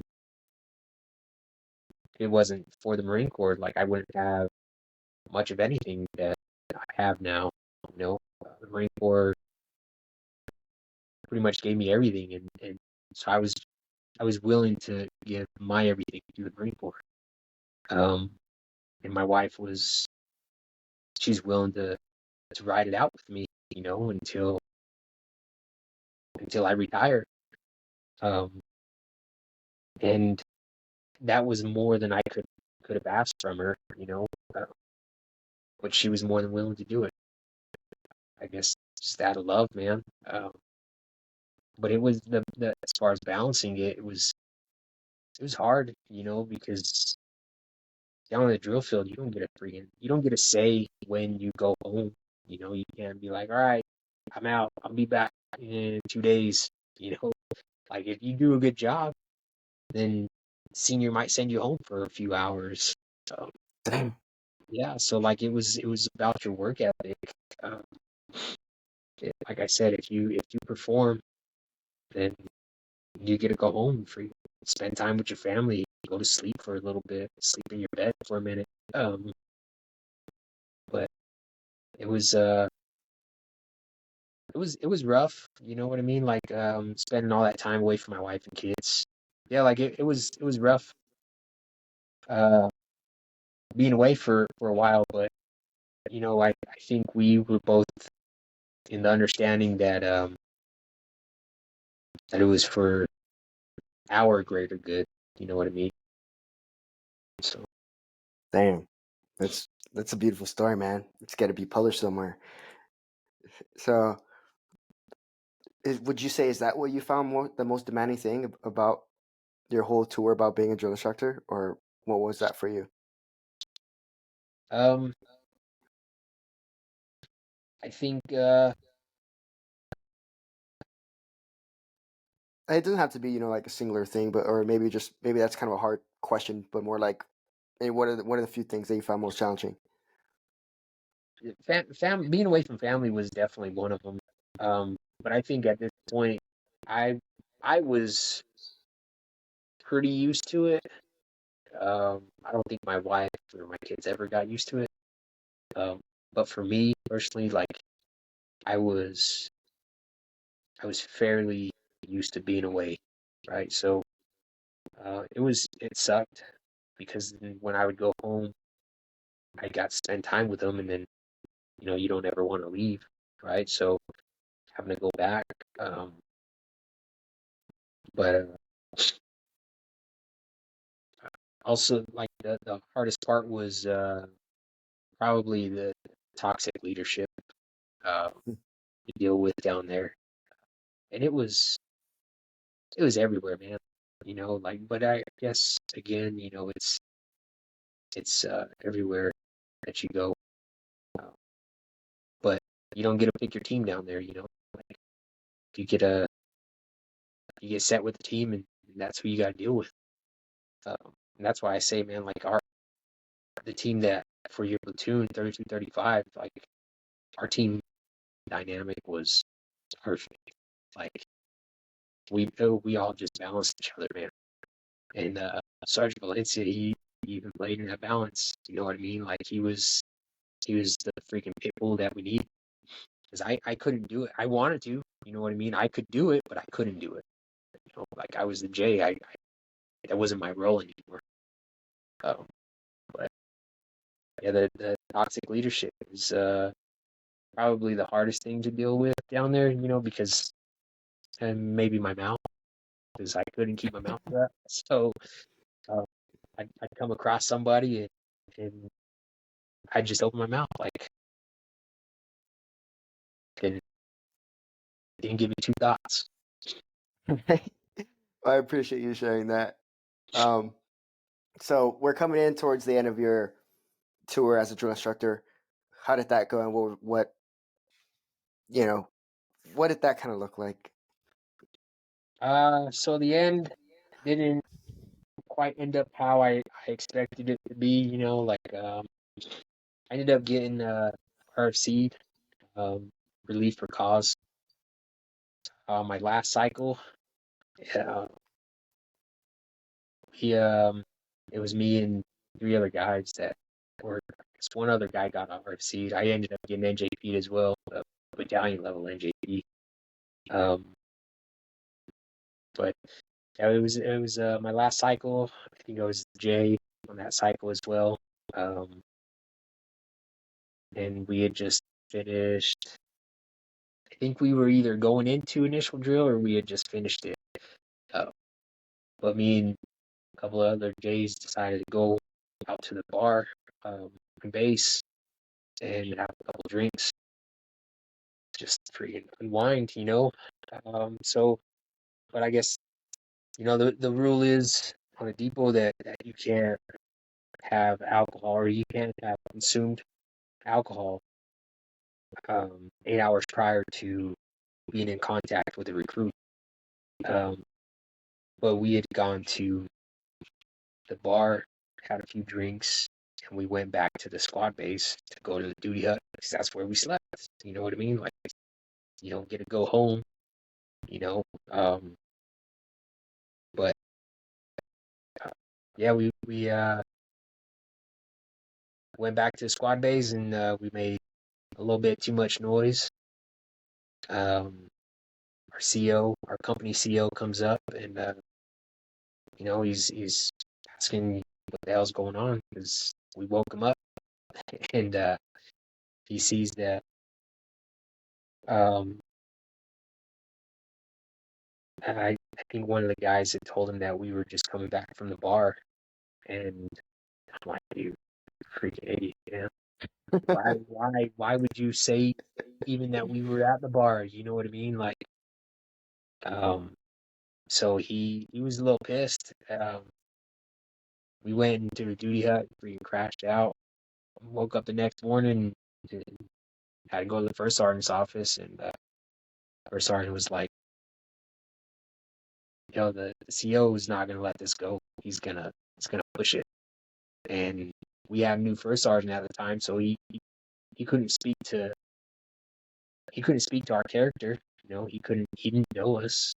So he couldn't be like, oh well, these are good drill instructors. You know what I mean? Like he didn't have 2 feet to stand on.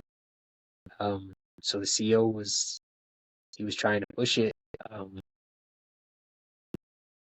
and he ran it up the flagpole, pushed it all the way up to battalion, and like I said, I didn't have the best relationship with my command, you know, mainly because I stood my ground. Um, I didn't let him push me around, so I had always opened my mouth about something. Um, but one of us, two of us got NJP'd. I got NJP'd and RFC'd. One guy got NJP'd, and then the other guy got RFC'd. So I got the worst of it, but they ended up RFCing the two of us that came from India Company. Um, yeah, like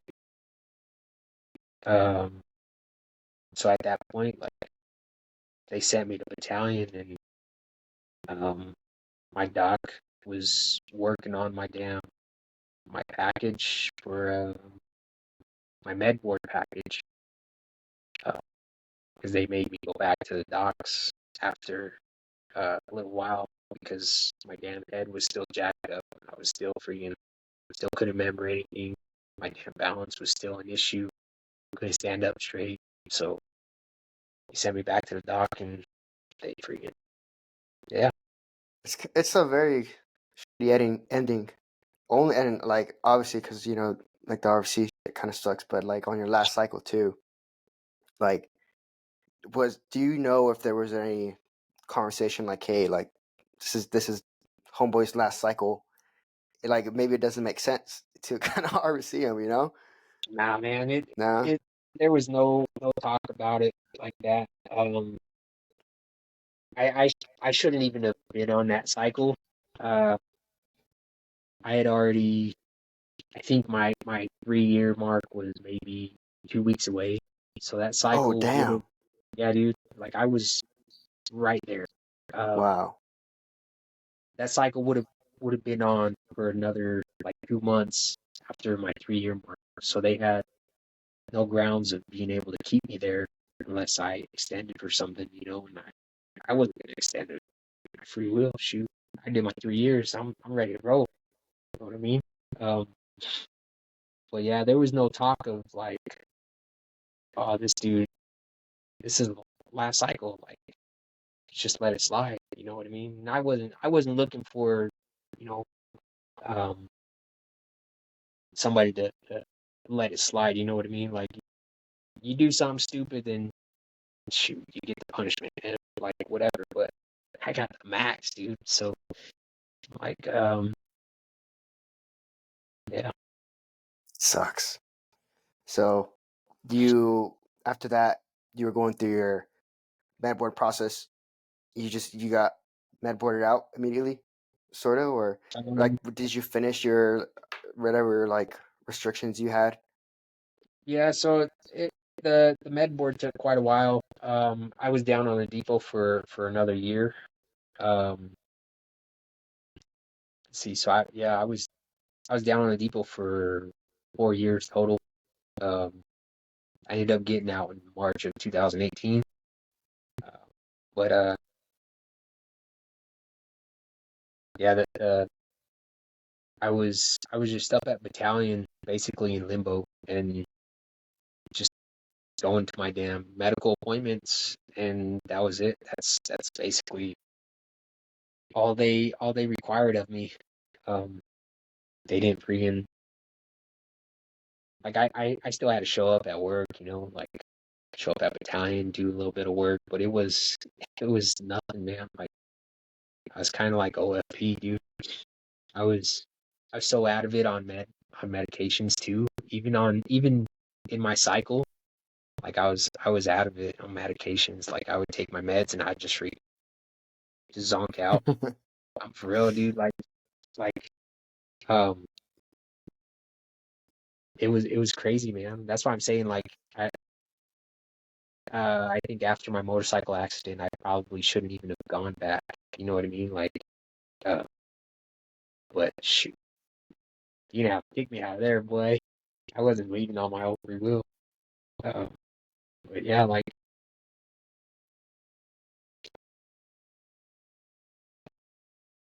And you were set on doing 20 yeah, dude. before I all this was happened. Yeah, I was set on doing I was gonna do as long as the Marine Corps would allow me to do. Like how they allowed me to stay in for 30, I stay in for 30. Shoot, that was what I wanted to do, and that was my life. So your med board, was it something that you knew kind of had to happen? Were you happy it was happening because it was going to lead into you getting out, or what did you think about that whole thing? You know, uh, at the beginning, I didn't want it to happen. I was against it, uh, and then um, my NJP and then the RFC happened, and I was like, okay, well, like that's a freaking career ender right there. Having both of those things, just not just one, like a battalion NJP as a staff sergeant, it's pretty rough. You know what I mean? But also getting RFC'd from the depot, that you're done. You know what I mean? Like you're a freaking career staff sergeant from there.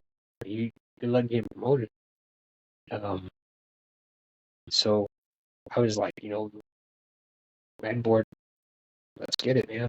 You know, um, so I was kind of for it after a while, but I don't think I ever really got on board fully with it. Because like I said, the Marine Corps was my life. I didn't want to leave like that. Yeah. Damn. I think there's usually like a I think in the Marine Corps there's a lot of stories where people get kicked out and it's justified, and like they do something fucked up and it take it on the chin, you pay for your consequences kind of thing. And I feel kind of indifferent about yours only because like I mean like the drinking thing obviously like it probably wasn't something that you shouldn't have done, right? But then like if you think about like all the other events too, like you going on quota and the events that led up to it, and then you being 2 weeks out from that, having a shitty command. I feel like it's just a lot, and it's crazy to think that none of it really got considered. Because I don't know. I think it's just one of those things where it just sucks. Yeah, I It is what agree. it is. Yeah, that's what I'm saying. Like it is what it is. It took me a while to accept it. Um, it was like I went through a whole grieving process of losing the Marine Corps after I got out. Um, it was it was unreal. Like it felt like it shouldn't have happened. You know what I mean? Um, so it took me a while to grasp the concept that I was out. Damn. So, how does help look like for you now through the VA? Have they been a good resource for you? Oh yeah, yeah. Took me a little bit to get connected with the VA, but once I got um once I got set up with them, it's a lot easier to get care through them. Like they say, the freaking squeaky wheel gets the grease. Shoot, I was that I was that squeaky wheel, man. Like real, dude. Because like on the depot, I was able to go down to Balboa Hospital and get like Botox. I get Botox in my head, like close to 40 shots every 3 months. I Damn. still get it. Yeah, I still get it now. Um, but on the depot, I was able to get it um easy, and when I got out, it was like I basically had to start from scratch. Um, so I had to go through the whole process again, and they had to evaluate me again, and see if I freaking really had a damn brain injury. They were like, "Oh, well, we can't, go just Mm. based off your paperwork." And I'm like, "Okay, by all means, yeah." I'm like, "By all means, just do whatever tests you need to do." Like, I'm pretty sure I'll fail every single one of them. So they really did. They did their whole freaking workup process on me, and finally was like, "Yo, this is garbage, man. Like, I'm over here freaking struggling. I can't even freaking, go outside because it's too damn bright. Like, I don't have, yeah, um, catch a migraine and this sucker lasts for a week. I can't even freaking roll out of bed because of it. You know what I mean? Um, so like I said, the squeaky wheel gets the grease, man. I met a guy down at the VA that works with transitioning vets, and dude's cool as hell. And he got me the help I needed, and he got me in front of the people that I needed to be in front of to be my case, and I freaking get the help that I need without any fuss anymore. But like I said, it was a struggle at first, but once you get it, like the care is it's golden. That's sweet. That's good. The care you need. Is there any resources that maybe you didn't know about? Maybe some veterans don't know about some care that maybe you have got through the VA or anything like that? Yeah. One that recreational therapy. Um, that one is a big help. So like it is what they what it says. It's recreation. Um, you like one thing about being out of the Marine Corps is you miss being around people. You miss the camaraderie. You miss freaking joking with people that understand you. Like understand what you've gone through or have been through what you've been through.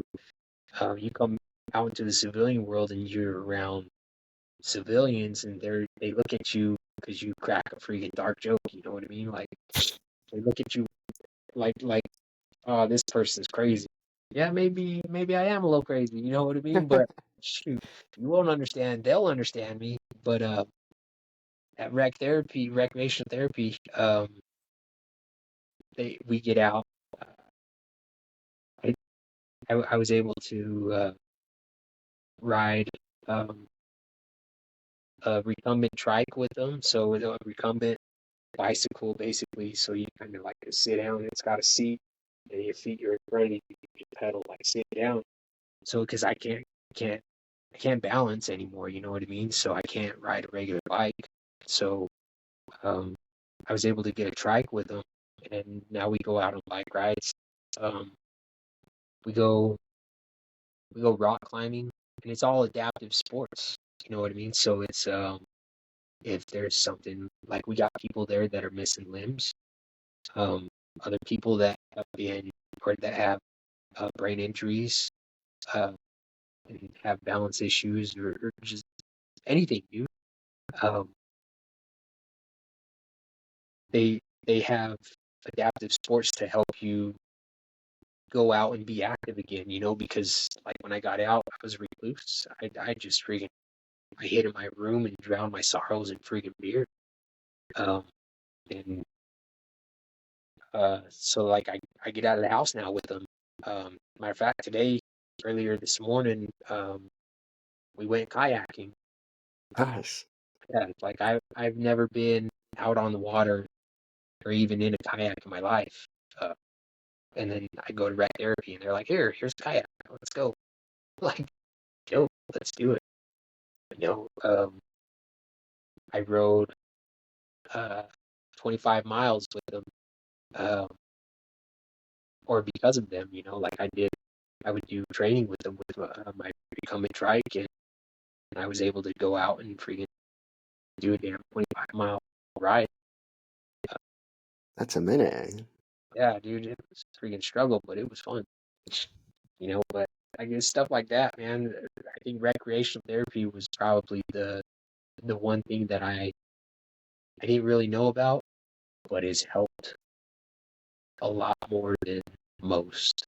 You know, so shoot, people are uh, looking to go out and do something, man. It's got a lot of like-minded people in there, and they go out and do fun stuff. I've never heard of that one before. That's super cool. I'll make sure to include it in the description. Yeah. Um, so what do you do now with your free time? I know you're out of the Marine Corps. You spend more time with your family, which is really great for you. You have, is it more like a hobby? Or you treat it like business? Your shirt Uh, branding, or what do you do yeah. exactly? So, uh, it is a business, just to be, I guess, legal with the state. So they don't come in and be like, "Oh, you're selling shirts and you don't have a business license." You know what I mean? So I do have a business license for it. It's called Dank Designs. Uh,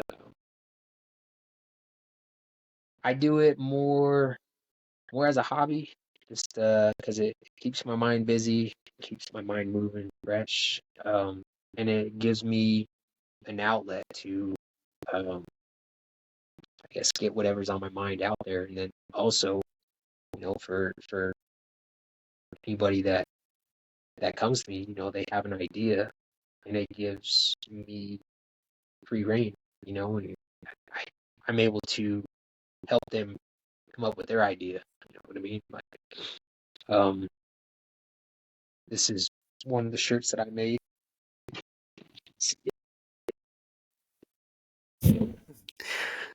Semper Fi Mother Freaker. Yeah, Not that. yeah. Um, but like I actually use my logo is it's a guy that one of my recruits drew me while I was on the drill field. Oh, no way. Yeah, like check that. Let's see. That's legit. So I That got the is original crazy. I got the original picture right here still. Watch, hold on.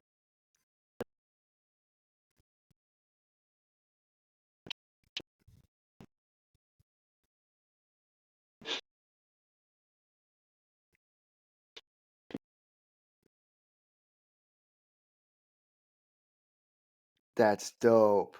Man, bear, pig. What's the story with that? What's the man, bear, pig? So um Man Bear Pig obviously it comes from South Park. um, one of the South Park episodes. But when I was a drill instructor, our recruits would draw um, on our cover blocks. So in order to find a good artist recruit, I would give them a mission. I'd be like, "How about this? Draw me a freaking man bear pig." And that was always my mission. Draw me a man bear pig. Dude, some of the freaking things I've seen is off the hook. But this one was by far my favorite. Is a recruit Wormley that drew it for me. And so if I liked your drawing, then you kind of were able to get away from the drill instructors for a little bit and go draw on their cover blocks. So you kind of had a little bit of me time and go not be bothered by the freaking kill hat. Nice. Uh, was uh was Ibarra? No, Ibarra wasn't in your platoon. No. Wormley sounds familiar. I don't know if it's because I know of Wormley outside or I don't know. Yeah. No, Wormley was he was one of my platoons when I was a third hat. But yeah, no, there's a kid named Ibarra. I don't know. I don't think he was. He might have been with your platoon. I gotta ask him. But the dude's a freaking tattoo artist now, man, and Damn. he does some freaking dope work, man. I watch, I follow it. Yeah, it's freaking killer artist, dude. He's out in Where, California. Cali? Damn, he's making bank too. He said to fly out there and he'll freaking tap me up. So I'm thinking Hell about yeah. taking him up on it, man. That'd be pretty cool, huh? You, Get tattooed by your freaking one of your recruits or one of your damn Marines. you gotta get that logo tattooed. Uh, You gotta get that logo tattooed. Hell yeah. So how do you run? Do you have a website for your business? Um, no, I mostly just do everything on Facebook and then from word of mouth. Like it's mostly like family and friends and their friends that they're like, oh, this is cool, and they're like, I know a guy. So, but yeah, like it's not like super busy. I just freaking like I said, I treat it more as a hobby. Um, yeah, I'll watch this one. So this one is my newest one. Yo, how do you make these? Are you sketching these things out or? So I draw them on the computer. Um, kind of just freehand it from the mind, and then figure out how to make it work on the computer. Like I self-taught, man. Like I didn't go to school. Nobody taught me how to do any of this stuff. I was just like, I wonder how to do this. Just get on and do it. Yeah, That's cool design. I like that one. yeah, that one. That was my newest one. So, other than that, how else do you occupy your time with aside from your business? Um, like I said, rec therapy takes up quite a bit of my time. My kids, I my second oldest, he plays football. Um, Nice. yeah, so we got him in high school football. My oldest one does track and wrestling. My third son, he does track and wrestling. Um, and then yeah, man, like it's literally just all about my wife and kids now, man. And it's crazy, like I think back and I realize like I missed some of the best years with them, but it doesn't keep me from trying to spend more time with them now. You know? So It's beautiful. That's what it's all about. It's made me shed a tear when you said that one. So I kind of got like two loaded questions before we close out the video. So one, since this is like real like drill instructor like heavy, is there any words of advice that you would like to impart on anyone who wants to become a drill instructor? Maybe they're on the fence of like maybe they're around that time frame where they have to choose drill instructor or recruiter and they don't know what to do, or maybe someone who's just always kind of wanted to be a drill instructor. Is there any words of advice that you would have for someone like that? Just do it, man. Like, just freaking pull the trigger and do it. Um, it's by far the most rewarding thing I've done in my life. Like, you know, just because I got RFC doesn't mean I wasn't successful. Like look at you, man. Like you're a freaking success. You know what I mean? Like I'm not taking credit for that, but I'm saying that you are where you are and nothing stopped you. You know what I mean? Like um I was able to put through quite a bit of recruits and make them into Marines. You know what I mean? And they will always remember me. Um like I said, so it doesn't a ribbon doesn't make me successful, you know what I mean? Like it's my recruits, my Marines now. Um it's what they do with their life that gives me success and gives me pleasure. Seeing seeing all my kids, all my recruits, I'm just so used to calling them my kids, you know what I mean? Like but seeing all my recruits turn into Marines and then going off into their civilian life, man, it's it's literally white like watching your own kids grow up and I love to see it, but I wouldn't have been able to do that if I wasn't a drill instructor. You know what I mean? Like it sucks while you're going through it, but there's so many good times even while you're going through it. Like I had a hard time down there, but I freaking loved every moment of it. You know, I love teaching. I love being a third hat. You know what I mean? Like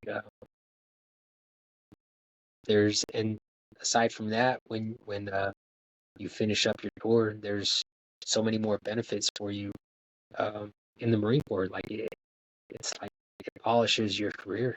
You know, you stand out above others that haven't gone to the drill field um, because not everybody makes it down there. That's the 1% of the Marine Corps that goes down and becomes a drill instructor. You know what I mean? Um, so you get a successful tour down there, and you go back into the fleet, and you got a one up on everybody else. So it does wonders for your career as far as career advancement. But uh, aside from that, man, like I said, it's by far one of the most rewarding things I've done in my life. Because I get to see my my kids, my recruits, my Marines um, be successful in life, man. Damn, it's beautiful. Where are your kids? Do you got like how many recruits did you put through? You got I don't even know, man. I did um eight platoons total. I think I did like one or two partials, so that's in that eight. So it's quite a bit, man. I know I had some that were close to 100 recruits. Um, Damn. yeah, some that were as low as 50 recruits, but it's quite a bit, man. So maybe like almost 1,000. Close to. Well, if it's 800, you have 805 kids with your kids included, actual kids. Hell yeah. That's beautiful, man. The other question is, a lot of my audience right now, at least, there are a lot of young folks, and they're kids who are like in high schoolish, and they're kind of like on the fence of joining Air Force, Army, Coast Guard, whatever. What kind of words of advice would you have for someone who's debating whether or not to even join service or choosing a branch? Um, so service aside, or I guess branch aside, it doesn't matter which you pick. Like there's so little people that decide to join the military. But we're all volunteer service. You know what I mean? Like there's not people that are making you go anymore.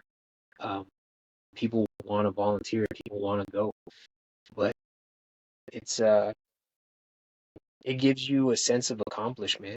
Um, it gives you something to do with your life. It gives you something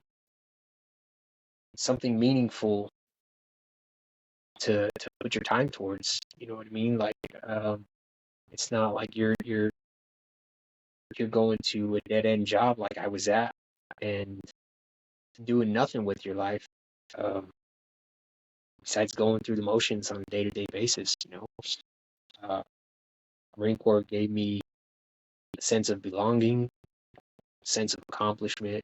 You know, it gave me everything that, like I said, if it wasn't for the Marine Corps, I wouldn't have what I have today.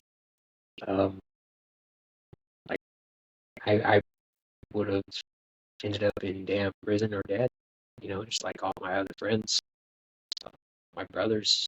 Uh, so I'll rather be grateful for the Marine Corps. But if you're on that path to nowhere, military is a good place to start to get back on track. Um, and it gives you skills that you probably won't be able to get anywhere else. It allows you to meet people from different cultures and different parts of the U.S. and even the world that you probably wouldn't even thought that you would meet, and gives you some of the best friends that you could ever ask for. Like I don't think I would change. Wouldn't change anything. I would do it all over again. Damn. Yeah, I think you really closed that just really nice. I don't think there's ever been a person that I've met who has served in the military and regretted it. Whether Yeah, it was 4 years, 8 years, 20 years, like it gives you a lot more than you would have got if you didn't join in the first place. agree. So I just want to thank you. We're coming into a close on the video now. I just want to thank you. We're at almost 3 hours so far in this Yeah, video. It's going to be a little short when we cut it down, but it felt like it was like maybe an hour. I yeah, enjoyed every minute of it. So thank you for all your time. And it's crazy to think that I'm interviewing one of my drill instructors. Small world, but thank you yeah, for the time. yeah, man. I appreciate you. It was a good time. We'll keep in touch. All Semper right, Fi. bro.